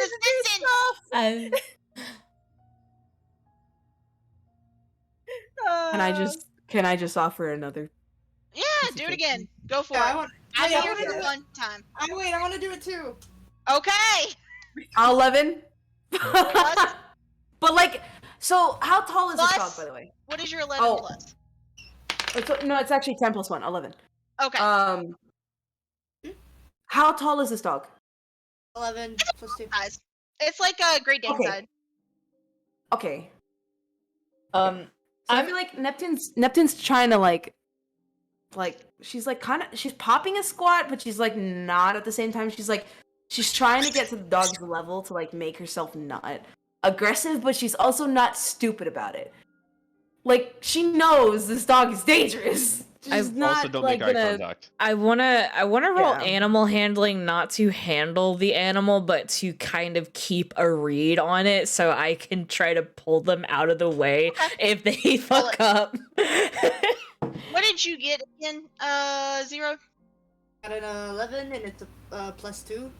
Okay, It's 13. Okay, I rolled really good. I got a 19 plus 5, 24. You can see that it is uneasy, but it is not aggressive. With every piece of meat they hand out, it seems to relax a little more. Okay. Yeah. And after about, what are we on, the 4th piece of jerky now? You Fourth, see that yeah. it takes that last piece and just kind of, after a moment of looking at you, it doesn't like flop right there. It goes to the opposite side of the room and then lays down. So it's like, you can't Aw. touch me, but it's like you're alright, I'll let you in. You fed Like, me. you're cool. You fed me. That's just me. Neptune's gonna I'm assuming she's kinda like at the frontermost of the part of the team. She's just gonna stand up, look at the team and be like, Yes, we get it. Come You're on. amazing, and everything about you is perfect. Can we Come please on. move on? Kikyo signs seeing that they succeeded. Like, if we're really just curious about this room, we could just ask the librarian, why are we risking this? well, why would that be? That's boring. I'm very worried about what rules we might be breaking right now. Listen, I'm going in this room. I ain't gonna make you go in this room. You're gonna follow me if you want. Zinazura, I don't think this is a great idea. Okay. I don't mind breaking a few rules. They clearly, if they have a dog on guard, they clearly do not want us here. The dog's cool with us now. There's no sign. But it's not supposed to be. Neptune, Alright, what are you doing? alright, Neptune, alright. what are you doing? Alright. Neptune, are you walking in this room? What you doing? Where are you I'm going? going in. I ain't gonna make anyone join me, but I'm walking in. What you doing? You're in this room now. I'm like not gonna turn my back to the dog. Like I'm gonna always keep the dog within my line of sight. Yeah. But I'm like gonna inch my way like around the perimeter and like kind of just like get closer to like the mirror or the magics and shit. 'Cause I want to see that shit. You I get wanna close to see the it. mirror. You cannot read Draconic, but you can see that there That's is true. Draconic written on the mirror. It is pretty tall. It's pretty tall. What do I So see when I look into this mirror? You see yourself. It is a mirror. I just see myself. Okay. What is the frame like? It's a wooden frame. It is about 8 feet tall, oval shaped. On like a wooden frame. Like kind of just plain wooden. And then there's, Again, like, the wooden frame gray- is dragons are carved into the frame along Okay. with the draconic that you see. Okay. Can I just suddenly just say that Neptune has like a note, like a little mini notepad? In, like, Yeah. from various pockets. Okay. She's gonna whip out that notepad. She's gonna write it down. Because she like I want to. Do you know how to write draconic, or are you just kind of copying the images you see? Kind of just copying it. Okay. Like. Let's really hope you don't fuck up a phenome and then show it to somebody that's like. Listen. Roll me an intelligence check, please. Got you. Let's hope I don't get a nat. I'm a nat Anyway. 1 in intelligence in real life. Right. Same. Did you roll a nat 1? So Nep, you realize that you don't quite you realize that you don't quite understand how to write these letters. You get the feeling that it might be better if you kind of, you know how you can do a rubbing? Oh yeah. Wait, actually, she just does it. Okay. Neptune first draws a picture of a dragon. Right. And fucks it up, and then she's like, actually, you know what? Nep, as soon as you touch that mirror, it begins to glow. You probably shouldn't touch that.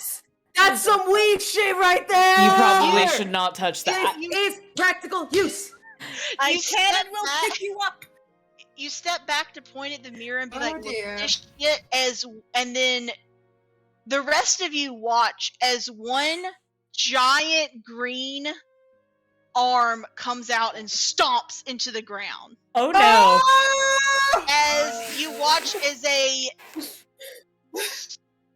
relatively meaty, small compared to how big dragons can get, a green dragon drake, maybe even, crawls its way out. I would just like Mirror of Follow- summon dragon. Followed by a second, Oh no. and then a third. Oh no! Oh no! Oh no! Oh shit, guys! Kikyo will sign to Atsuko, hey, would you please get a teacher? Atsuko takes off as you guys roll initiative. Yeah! Combat! I knew I was gonna set it off, boss! I knew I was gonna set it off! Yes! So I'm just sir! gonna write down Neptune activates Draconic Mirror, stupidly. oh, Kikyo's mad. Alright, we're gonna go down the order for initiative. Astrophil. Oh shit, I haven't rolled. I just realized I've been using the D10 for everything and not the D20. Oh my god! Zeros are sucked. You fucking newbies. Zero. Classic newbie. Zero. That's classic because it's always like the sitting there like, why can't I roll above a 12?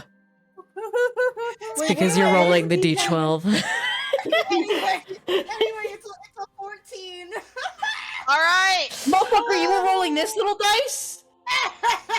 I'm weak as hell, dude. What is No, Lori's you can't initiative? blame me. You can't blame me. Yes. In all kinda defense, like, okay, listen, like this is like. Does that look like this has 20 sides? Guys, we have an hour. Can we?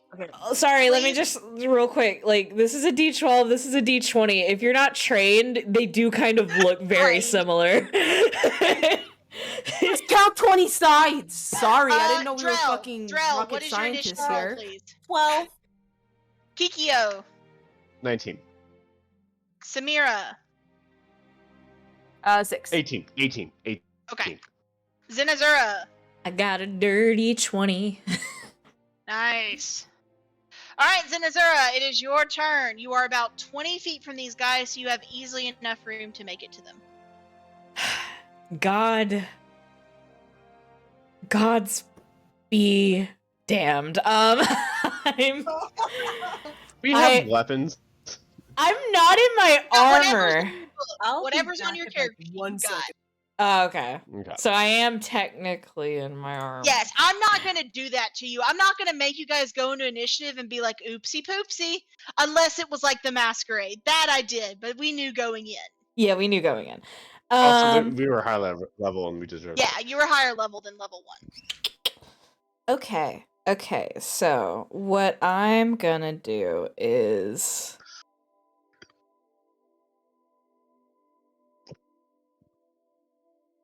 Oh damn. Sorry, I'm looking at my spells. I am not used to any of this. I'm going to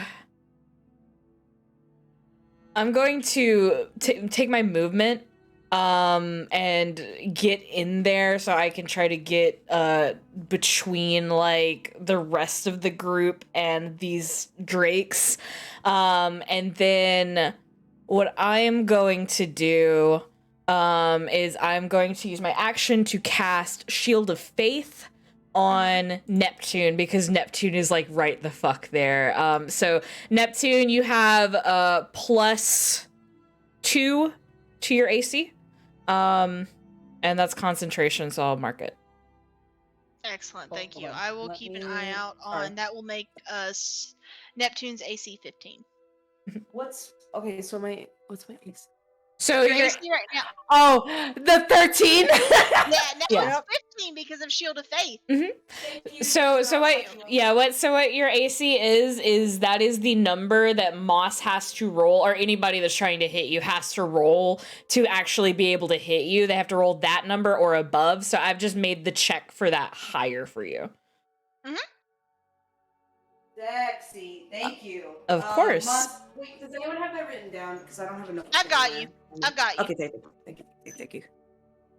All right. Is that your turn, my love? Would it be an action to try to get their attention? If you're talking, no. What are you doing? I'm going to I'm gonna like kind of like pull my shield and like my I guess it's my glaive, and like kind of like smack it and be like, over here, like trying to get the dragon's attentions. Zenithora? Performance check? Performance? Sure. Okay. I'm dicking around tonight. We're having fun. We're fucking it up. Let's go. Right. That is gonna be a 12. You see 3 of them turn their attention to you. How many are there on the battlefield? 4. Okay. There are 4. The one closest to Neptune does not turn her attention. Oh, I'm How big are these boys? They are Great Dane size. Oh, okay. Pretty big lizards. Mm-hmm. They're not dragons. They're drakes. There's a difference. not as big as I thought it was. I'm less freaked out now. It is about the length of a crocodile, but size, like height-wise, it's about the size of a Great Dane. I mean, we are in like a room. Yeah. Is that your turn, my dear? Yes, that's my full turn.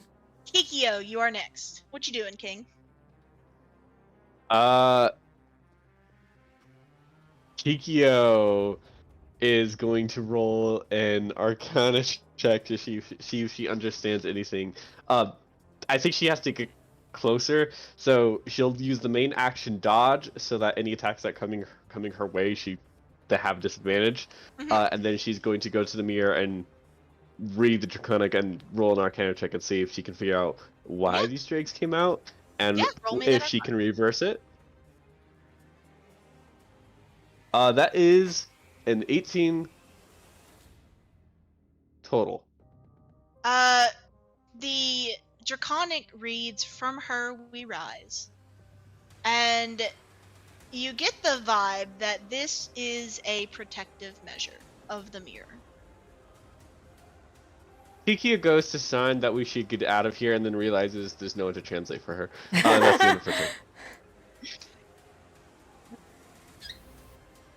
Is that your turn? Is that what you said? Yes. Okay. So we're gonna grab the one for Zenazura. Your AC is 18. Mm-hmm.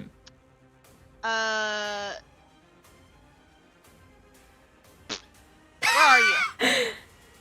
Um, Fuck, are you? There you are. I got you. I got it. I'm good. I got it. You realize, this thing is big. Probably bigger than you were expecting, but not like full dragon size. And it comes and goes and lunges at you. And you are able to pull your shield up just in time to kind of make that more of a glancing blow. okay. As it slams into you with its mouth. It does not bite. But you still feel kind of that vibration up your arms, and you're just gonna take 2 damage Okay. from that. Do I need to roll for concentration? No, I mean, yeah, but you just don't roll in that one, Gotcha. basically. Well, you need to beat a 10. Oh, that's right. It's half or 10, whichever's higher. Biggest. It's gonna be an 11. Alright, you're good. Nice. Alright, Astrophel. Let's get your first ever turn in combat. Woo. What are you thinking?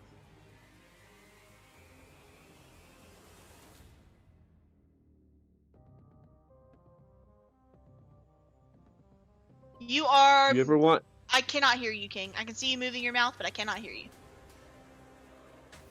Okay. I can hear you now. Looking at my spells. Mhm. I'm kind of reading them like a little bit to myself as I'm trying to figure out what exactly I should do. Mhm. Okay, fairy fire doesn't look like it do anything. No, unless fairies on fire, unfortunately, they're not fairies. I'm fucking. I giggled. So you can use your weapon to attack, you can use a spell to attack, or you can use a spell to, help your friends. You can also give... No, I don't think you get Bardic Inspiration at level 1. Never mind. I take that back. Let me actually grab your character sheet. I do have my rapier, and I do have a short bow. You do. So would you like to use one of those as an attack? Sure, I'll use the rapier. Okay. Yeah, you're gonna have to move up to probably next to Drell. Or not, yeah, Zinazura. And then you're just gonna roll a d20 plus 5. So you can click on here, or you can roll your dice. I don't trust these motherfuckers anymore. I don't trust myself with them anymore. I can't.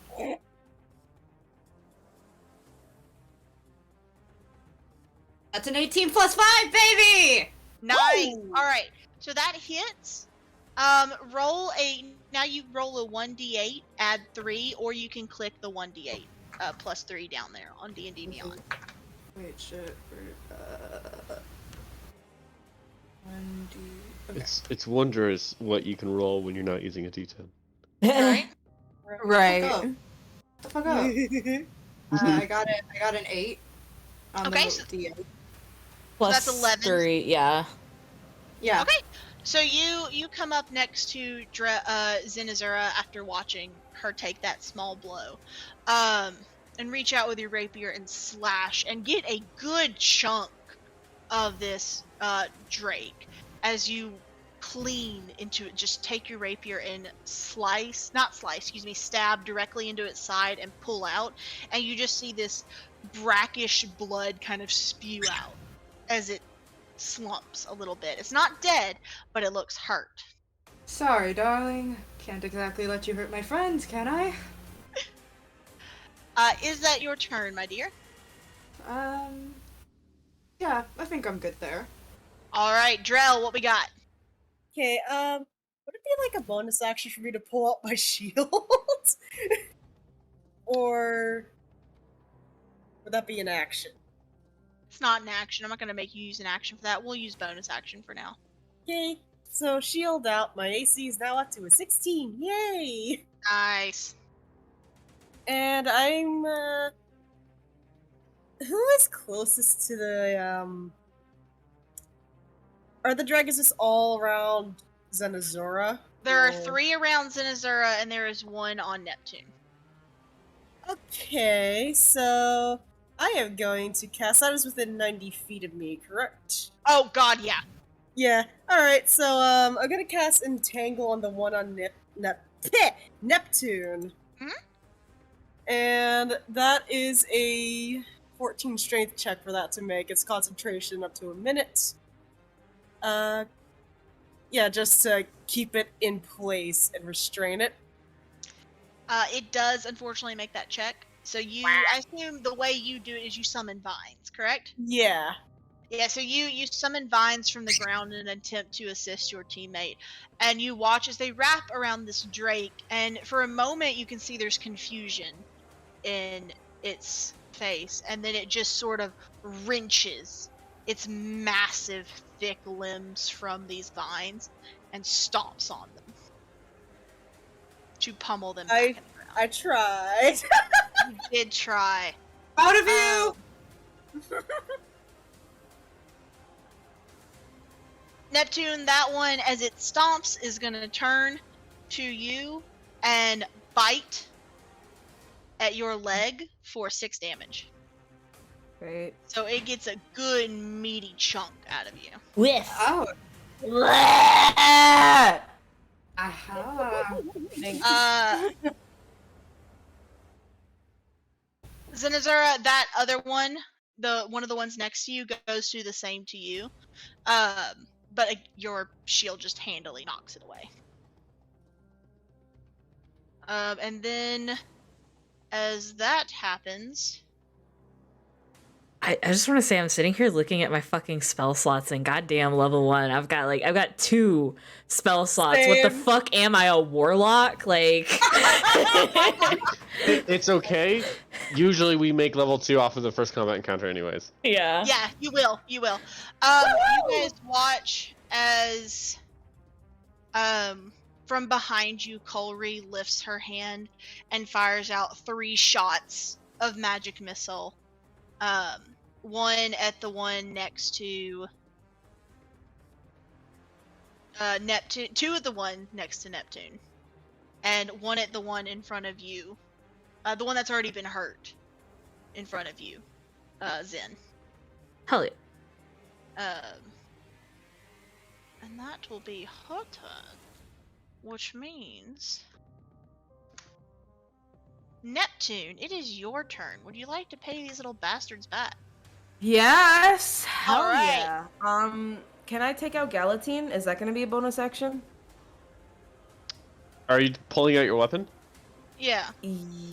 Can I do that? I would assume... Pulling out your weapon is a free action. Yeah, I would assume you guys had already pulled it out. Go ahead, you're good. Yeah. You make the attack. Yeah, it's only like an actual action if you have like 2 weapons and you're trying to swap. You're changing them out. And I would say that would be a bonus action. I'm not going to make you use the whole. So what do you get in a battle? Okay, fight? let me grab. So you have your long sword, right? Great Yeah. sword. So you are going to roll a d20, and you will add 7 to this roll. And also 16 plus 7. There's my first good roll of the night. Go ahead, Cal. I just wanted to say there are obviously other actions, like for example, Kikyo took the dodge action. There's hide. If you ever want to do something and you're not sure what action that might be, just go ahead and ask for help. We have a lot of veterans here, Oh yeah, we are more than willing. and we're going to be to- very condescending about it too. Oh yeah, we're such dicks. You know that. I feel like you guys like have a right to, so I applaud Roll. you. So that hits. Roll 2d6 That was- for me. Okay. D6. D6 are the square cubes. ones? They're the cubes, yeah. Okay. And then 2 of them. So you're gonna roll that. Yeah, you're gonna roll 2 of them, and you're gonna add 5. 3 plus 3 plus 5. 6. So, 11. 11. Yeah. That one. So, Neptune, this thing has bit you. You are pissed. You take your sword and you just cleave right through its tail, just cutting its tail completely off. It is not dead, but it wishes it was. You just see it kind of stumble. It got the warning. Yeah, because now its main balancing. The main limb used for balancing is gone. You see it kind of stumbling. Oh dear. Zen, is that your turn? I'm sorry, I should ask you that. Neptune. Uh-oh. Uh-oh. Uh-oh. Looks Oh like no, the me! looks like We're- the drink had the last laugh. Oh no, there we go, we're back. Is that your turn, Indy?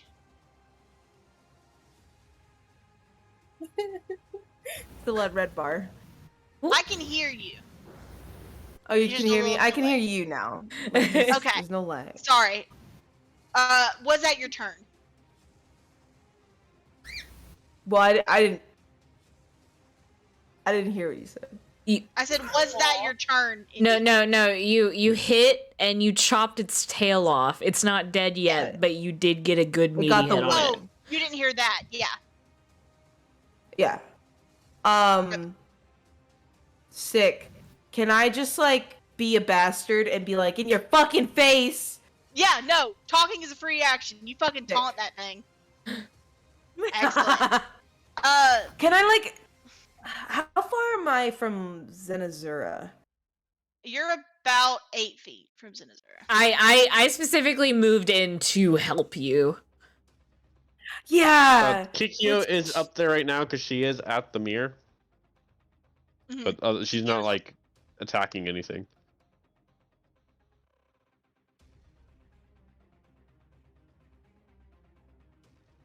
I'm thinking. I'm pondering. Ponder your orb. I'm actually pondering my mouse. You're not wrong. Ponder your Uh, oldness. There's something I want to do, but I just can't decide on what. Because You that could was my shoot main him with your action. gun. I don't have a. Do you, if you have the D&D Beyond sheet open, you can look at your actions to see if you have any bonus actions you can use. I can Oh, actually gotcha. pull that up. So the only bonus action you have right now is Second Wind, which is once per short rest. You use your bonus action to gain 1d10 plus 1 HP. But I would save that for like later in the fight if it goes on too long. Yeah. Can Well, I? Is it okay. possible for me to like help Zenazura with the other one dragon that's like? So You have already okay, it's used me your and- Yeah, so you've already used your Alright. action for the round, which is your attack. But Right. next round, that is absolutely a possibility. Okay, and you so can- you I'm done. You can try. So you still have movement if you would like to move. I will tell you though, if you move out of this Drake's range, it gets an attack of opportunity on you. So it will get you to attack you for free. Great. So you might just want to hang on just for a little bit. Yeah, I'll play it Okay. safe. Yeah. So as a fighter, you will like later on down the line, you'll get to take like multiple attacks in the you'll same get to turn. take like 80 attacks down the line. Yeah, Don't no, worry like about it. you'll be like fucking crazy. Like by like level like 10, like you will just be shredding Yes, everything. sir! Yeah. Moss, sir! you'll get like 3 attacks in, and Moss will be like, "Okay, is that it?" And you'll be like, "Actually, I'm gonna use my action I'm not surge to do finished. like 10 more attacks." Yeah, for real. Alright. Fighters are free. Zen, I went ahead and rolled. Uh-huh. As Neptune cleaves this one Drake's tail off, the third one, which is kind of circled around to your left side, lunges and gets your shin. Ouchie. And you will take 5 points of damage. Okay. Ooh. Level 1 health, am I right? Level 1. Level 1. Level 1. Level 1. Zenazura, it is your turn now. Okay, I'm at 5 HP. You're okay. You're okay. I mean, this is level 1. I don't think Moss is Yeah. gonna kill me at level fucking 1. Yeah, that's what happened in Fantasy High. They all said that. I mean, Moss has specifically said that death is off the table for this campaign, so I'm not worried about that. All right, I'm at 5 HP, and something just bit me in the fucking shin. You know what I'm gonna do to the thing that just bit me in the shin? What you gonna do? I'm gonna take my glaive and stab it downwards. Roll the attack. Medication. I think it's like even like not as like it's not as calculated as Zenizura would like it to be. It's strictly just like a fuck bull. Like You son of a bitch! that's 16. Yeah, that hits. Okay. Roll your damage, King. All right. The mental image of that. Son of Ow, a bitch! fuck, yeah. Son of a bitch! All right, and then that's gonna be a 6 total on the damage. All right, so you smack it. You hear a crunch as you appear to have cracked this thing's skull, and it's little kind of whirling around, but it's not dead. And as its tail begins to lash, you realize it is pissed as fuck. Oh, good! I made it mad. Anything else you will be great. doing, King? You have a bonus action and movement and a free action. I have a bonus action. So it's I only have one more spell slot, but I'm already so low. I also have a spell slot I could use on. That's true. Because I can do healing word as a bonus action. But I think I'm going to try to strategically hold my last spell slot for now. Okay. So. Oh, roll me concentration by that. Oh yeah, I gotta roll a concentration. So it's like 10, right? Yeah, it's gotta be the 10. It's If another you took 20 points 11. of damage, you. Oh, Nice, nice. we're good. If you took Alright, so 22 points of damage, you would have died. Is that your turn, King? Yes. All right, Kikyo, what you doing? With that Arcana check from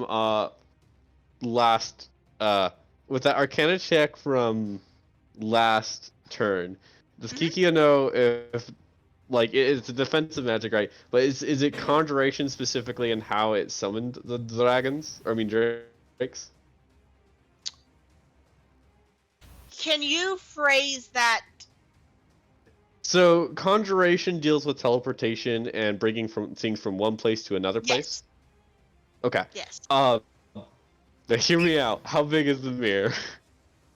It's about 9 feet tall and about a good foot or two wide. What's the closest Drake? There's one probably about 2 feet from you. Can Kikyo, because Neptune activated the runes just by touching them, right? Mhm.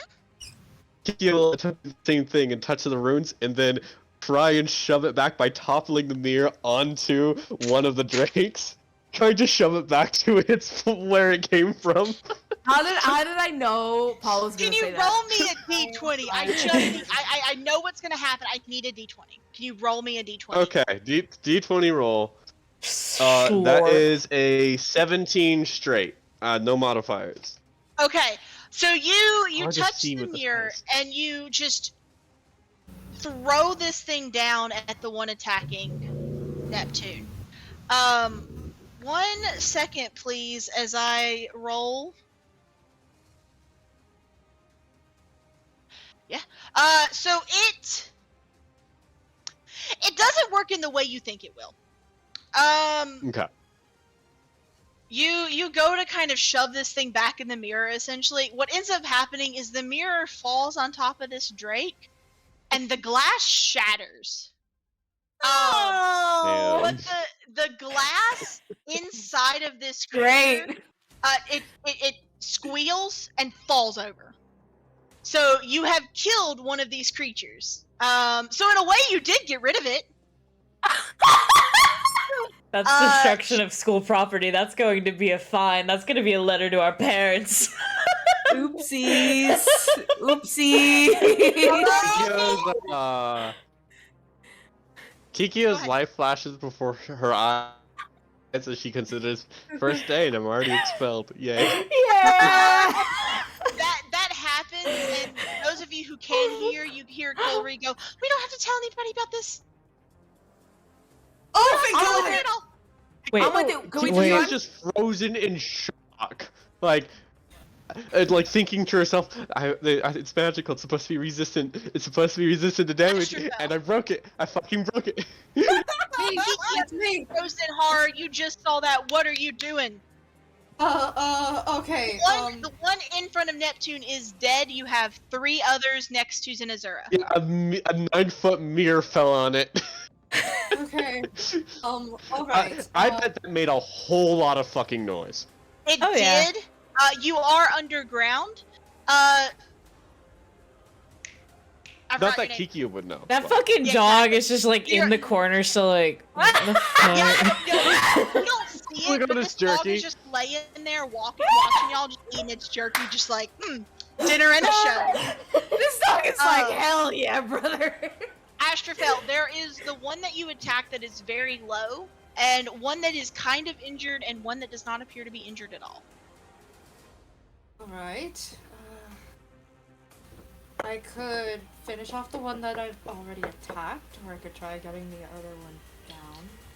How far away is the one that isn't harmed? They are all around Zinazura, so they are all within distance of you. Okay. Oh no, I fibbled myself. Okay, I could use my short bow and try to get the one that isn't seriously harmed in order to, like, bring it down a notch. Do what Astrofel would do. You just tell me what you're doing, and we'll talk about it. Astrofel wants to scream. Okay, you may feel free to scream. That is a free action. You're a bard, right? Yes. What do you got spells at level 1, right? What do you have? My spells? Yeah. We've got... Yeah, but We've got Charm Person, Fairy Fire, Also- Featherfall, and Illusory Skirt. Astrofell's a bard. Uh-oh. He's never Uh-oh. Oh, no. Uh-oh. been No. in combat before. That's true. Yeah, and also, does not have Fairy Fire combat. Yeah, so I was gonna say, that's one of Jass's favorite spells, actually. Fairy Fire, essentially what happens is you summon these lights, and they attempt to attach to a creature. If they fail their save, basically everybody gets advantage on attacking them, essentially. Yeah. So you We are could use buffing that. this card. Yeah. So if you Let's would use like to do Fairy that, Fire. I will roll these deck saves. Yeah. Yeah, let's use Fairy Fire. So, Alright, so Mark. as a bard, what your biggest strength is going to be is you're technically a support class. So the stuff you want to look at a lot is like, what can I use to help other people? And with that, actually, 2 of those you watch as Astrofel lifts out their hands, and Astrofel summons, like, Astrofel is a starry person, so I imagine you reach out and, like, the room is already kind of dim. It's not dark. It's you know, kind of well lit. But you watch these star-like silver star-like dust fly from your hand. And they cling to 2 of the drakes. The third does manage to kind of shake it off, but you do get 2 of them. Nice. Nice.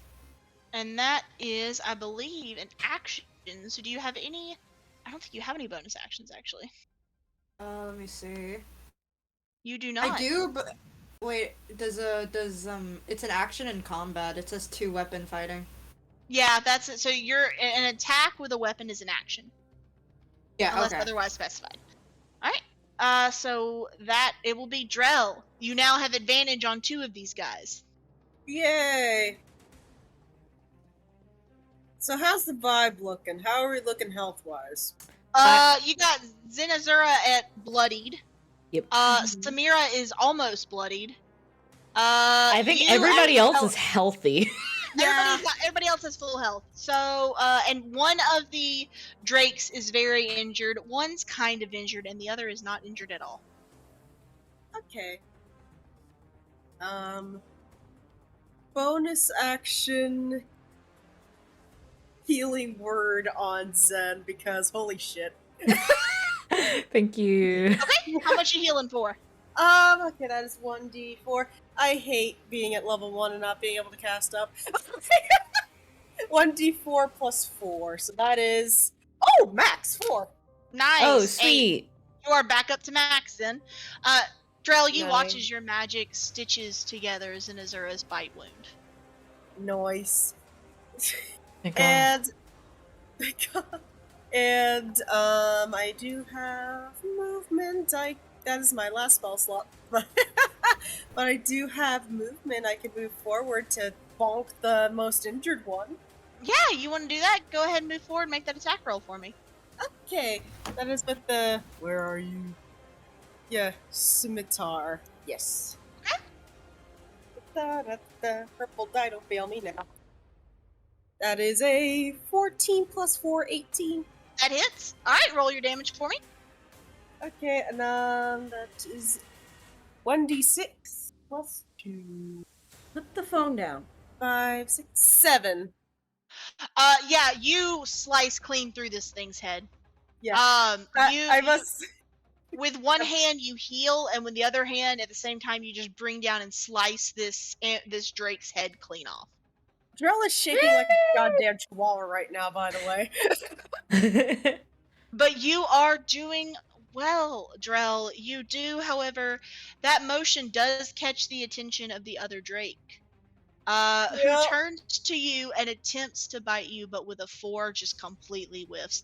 They manage to get like the trim of your dress, essentially puncturing the cloth, but otherwise unable to do anything.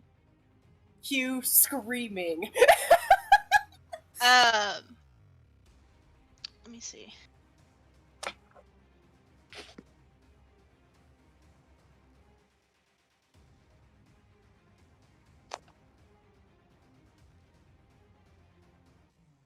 You guys watch as... Let me see real quick. I gotta find the damn thing.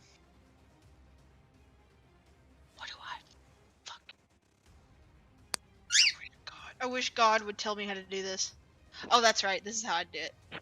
Me in a church. Right.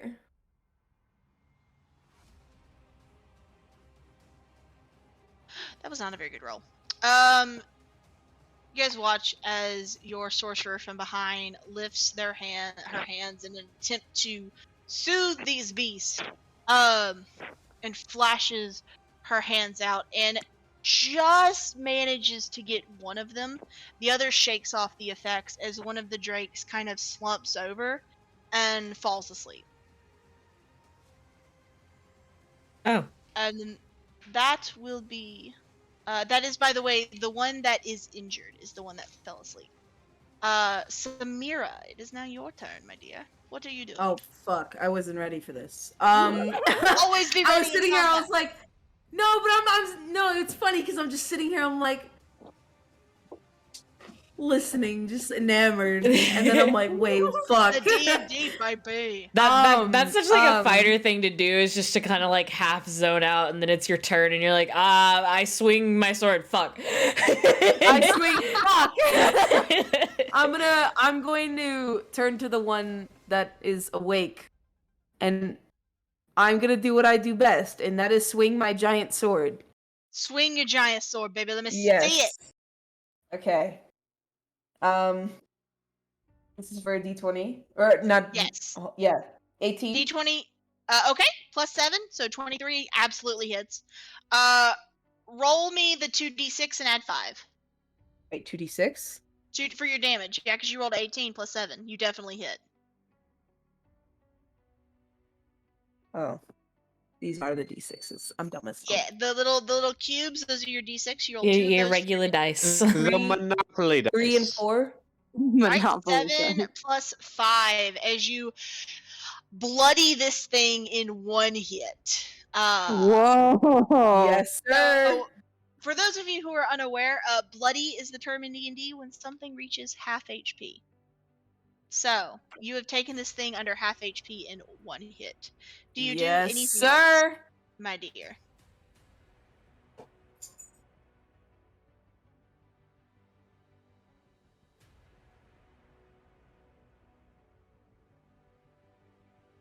No. It's okay. You can say my in my turn. It's perfectly fine. Yeah. Alright. Yeah. The last ambush Drake is asleep. So Zenazura, it's back to you. All right. Was that the one, or is the one that is asleep? Is that the one that snapped at Drell? Oh God.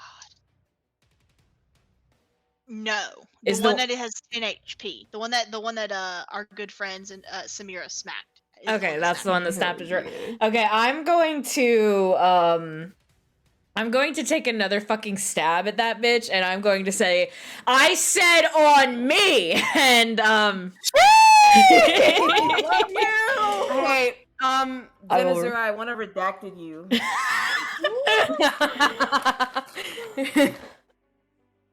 I'm just gonna roll my attack. And that is going to be a 13 plus 5, 18. That hits. Roll your Alright, damage. Sweet.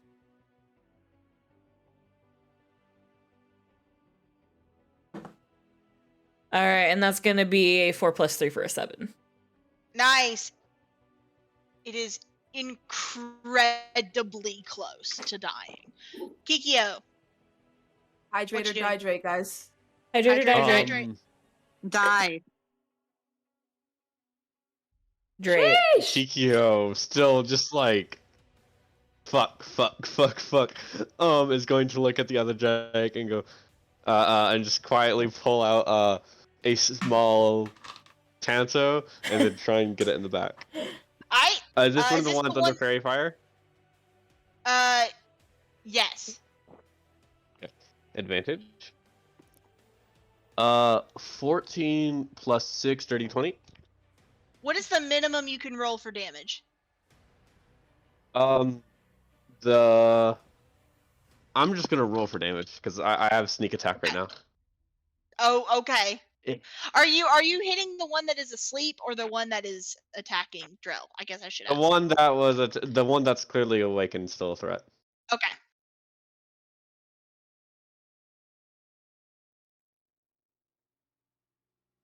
That's 2 1s plus 4, so 6. Yeah, it is. You stab it clean through, and it, as you pull it out, you watch this spray of brackish blood, and it slumps to the ground, dead. There is just vindication. There is just the one left that is asleep. So if you, I believe, if I remember correctly, it lasts a minute or until it is hit. So what are you guys planning on doing? We should definitely get a teacher now. Yeah. Perhaps. We could just keep it. Let's just go. Let's just, we were never here. Let's just go. No, we were never here. Nothing happened. Nothing happened. Wait. None of y'all saw shit. Wait. Wipe the blood off your hands. Kikyo, Get your crowns up. Let's go. Kikyo trying to take control of the situation, pulls a rope from her bag and does her best to try to tie the Drake up like yeah.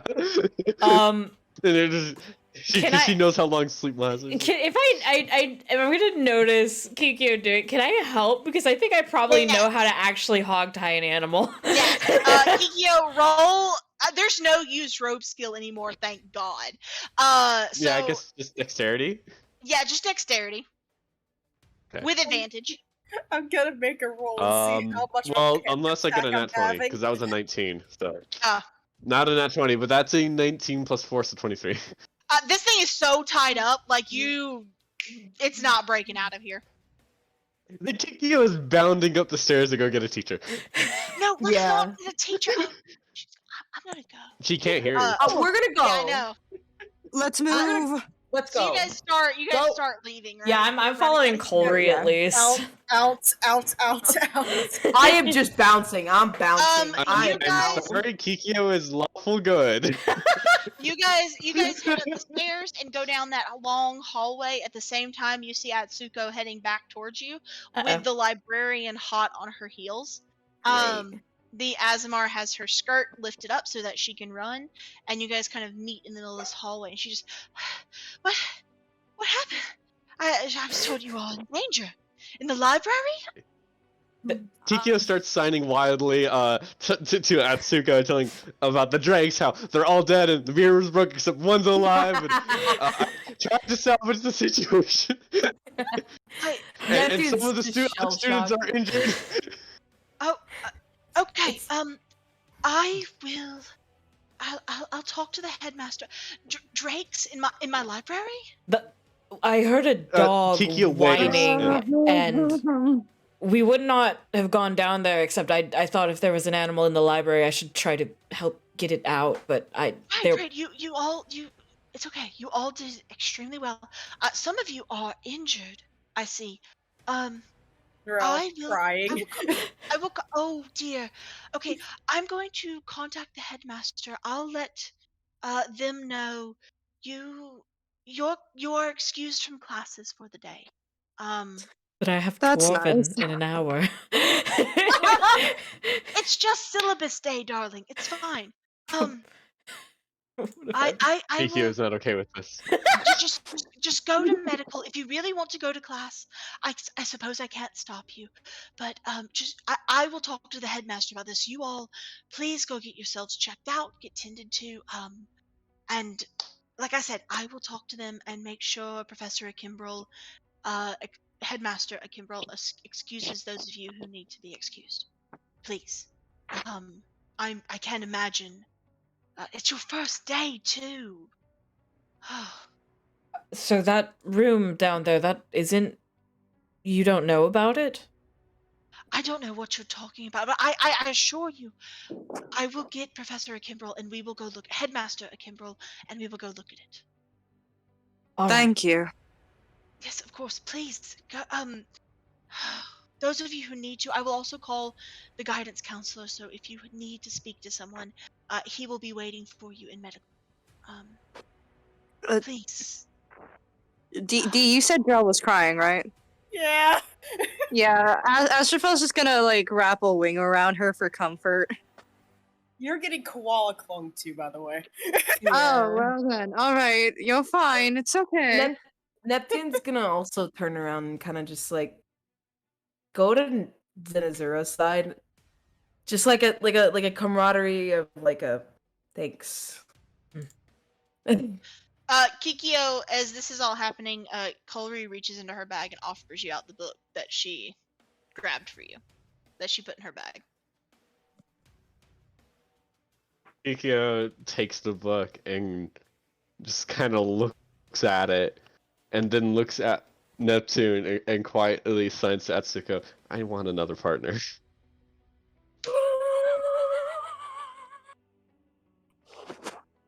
I don't blame her. I don't blame her either. I mean, Christ. right. Well then. Paul, you have like a character type that you always play, and it's always like the awkward introvert that doesn't really get along with people until very like late into the campaign.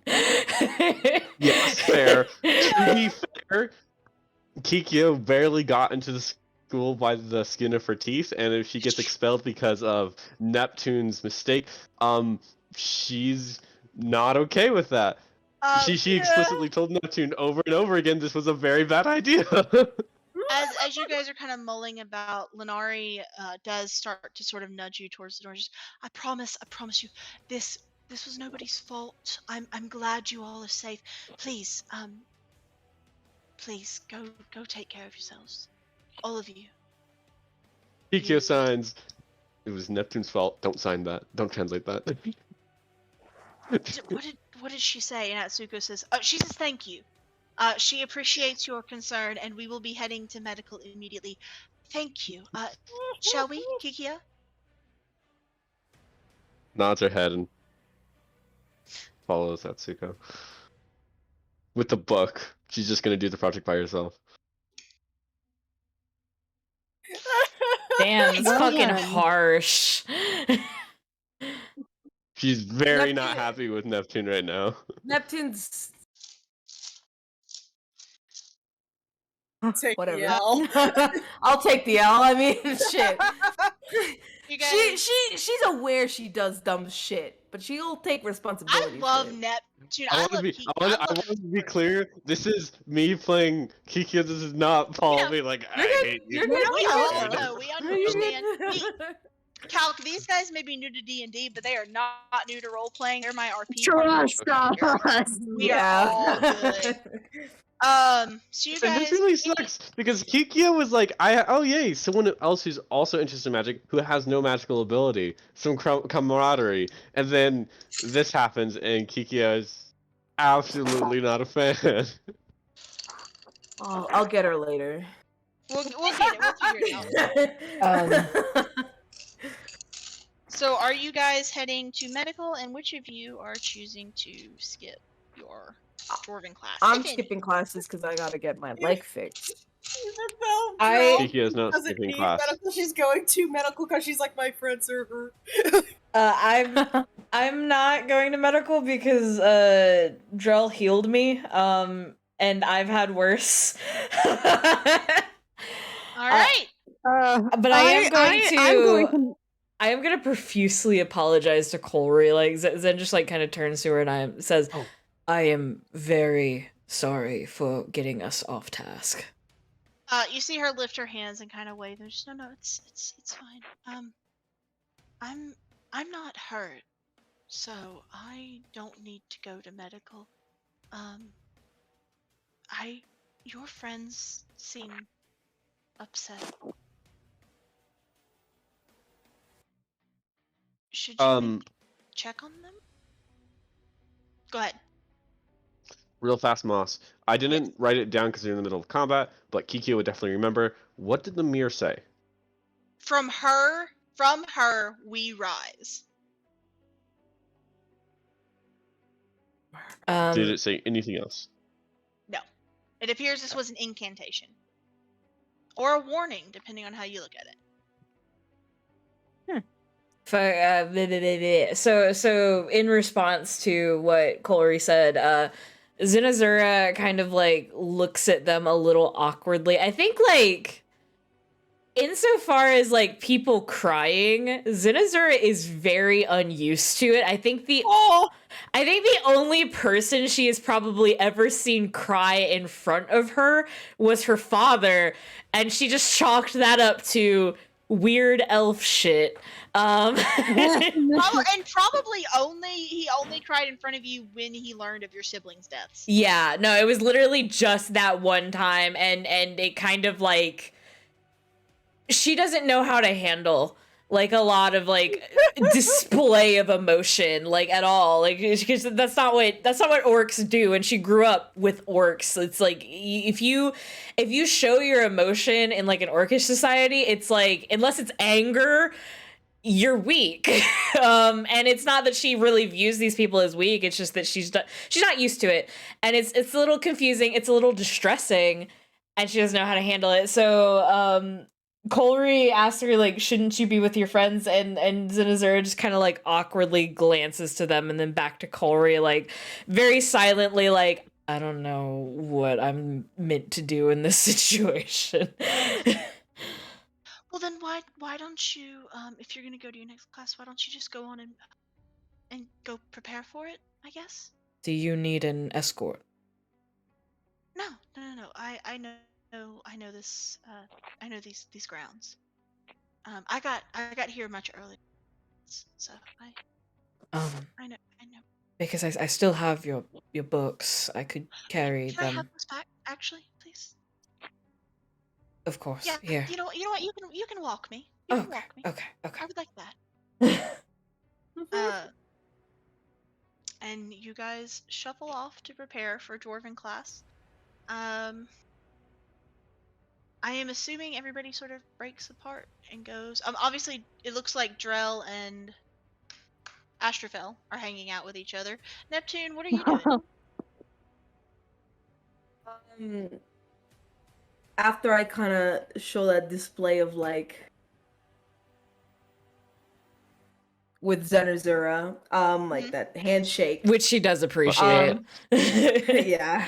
Because, like, that was some shit. And then, like, Neptune recognizes that. Like, you didn't have to put your neck on the line for me, but you did. Thank you. She is gonna check out medical, but she's gonna like downplay it. She's like, yeah, just take a look at my leg, make sure it doesn't get affected or whatever. But she can also tend to her wounds herself because she's a fighter. She loves fighting. She gets hurt a lot. This is Yeah. You can normal. even, I think like so that you can like roleplay the mechanic. You can use second wind to like help downplay the wound you took. Yeah. Yeah. Yeah. She's like, oh, don't fuss over me. I'm fine. I'm fine. Yeah. So you three head to medical. Zenazura, you and Colry head towards Dwarven class, probably dawdling a little bit because you still got about an hour before class. Kikyo, you go off with your translator. We only have about 10 minutes left, so we're just we're gonna pause here. But before we go, we're gonna kind of first of all, you all made level 2. Yes, Congratulations. sir. Yay! I will be more than happy to help newbies level up if need Okay. be later this week. Before we go, it is later that night. The academy is quiet. Most of you are asleep, and if you aren't asleep, you are studying by candlelight or resting from the day before. We move towards we're back in the library, and the camera follows down that path you took, down the winding staircase, through the hallway to the dog, who perks up as 2 sets of footsteps can be heard coming down the hallway. A wave of a hand, the dog lays back down, tail begins to wag, but it does not move. It knows when its master says to stop. And it watches as 2 figures approach the fallen mirror. Gentle hands lift the frame. A very basic cantrip is cast. As the glass across the floor finds its way back into the mirror, a second cantrip is cast, and the cracks become whole. The figure stops and pulls back, tilts their head, and turns to look at the smaller figure next to them. The lights in the room dim as 2 very small hands reach up, clasp the frame of the mirror. And as we fade to black, we see runes beginning to glow on this individual's arm as magic is transferred from one to another, and the draconic script on the mirror begins to glow anew. And we will resume in 2 weeks for the next. No! Yeah! Great session. Yeah, that was good. Motherfucking Thank you to my viewers for coming out. I will let you guys know on Twitter when we're gonna go live next. And this should be up on YouTube soonish. Thank you all so much for coming out. Thank you guys. Bye. Have a good night.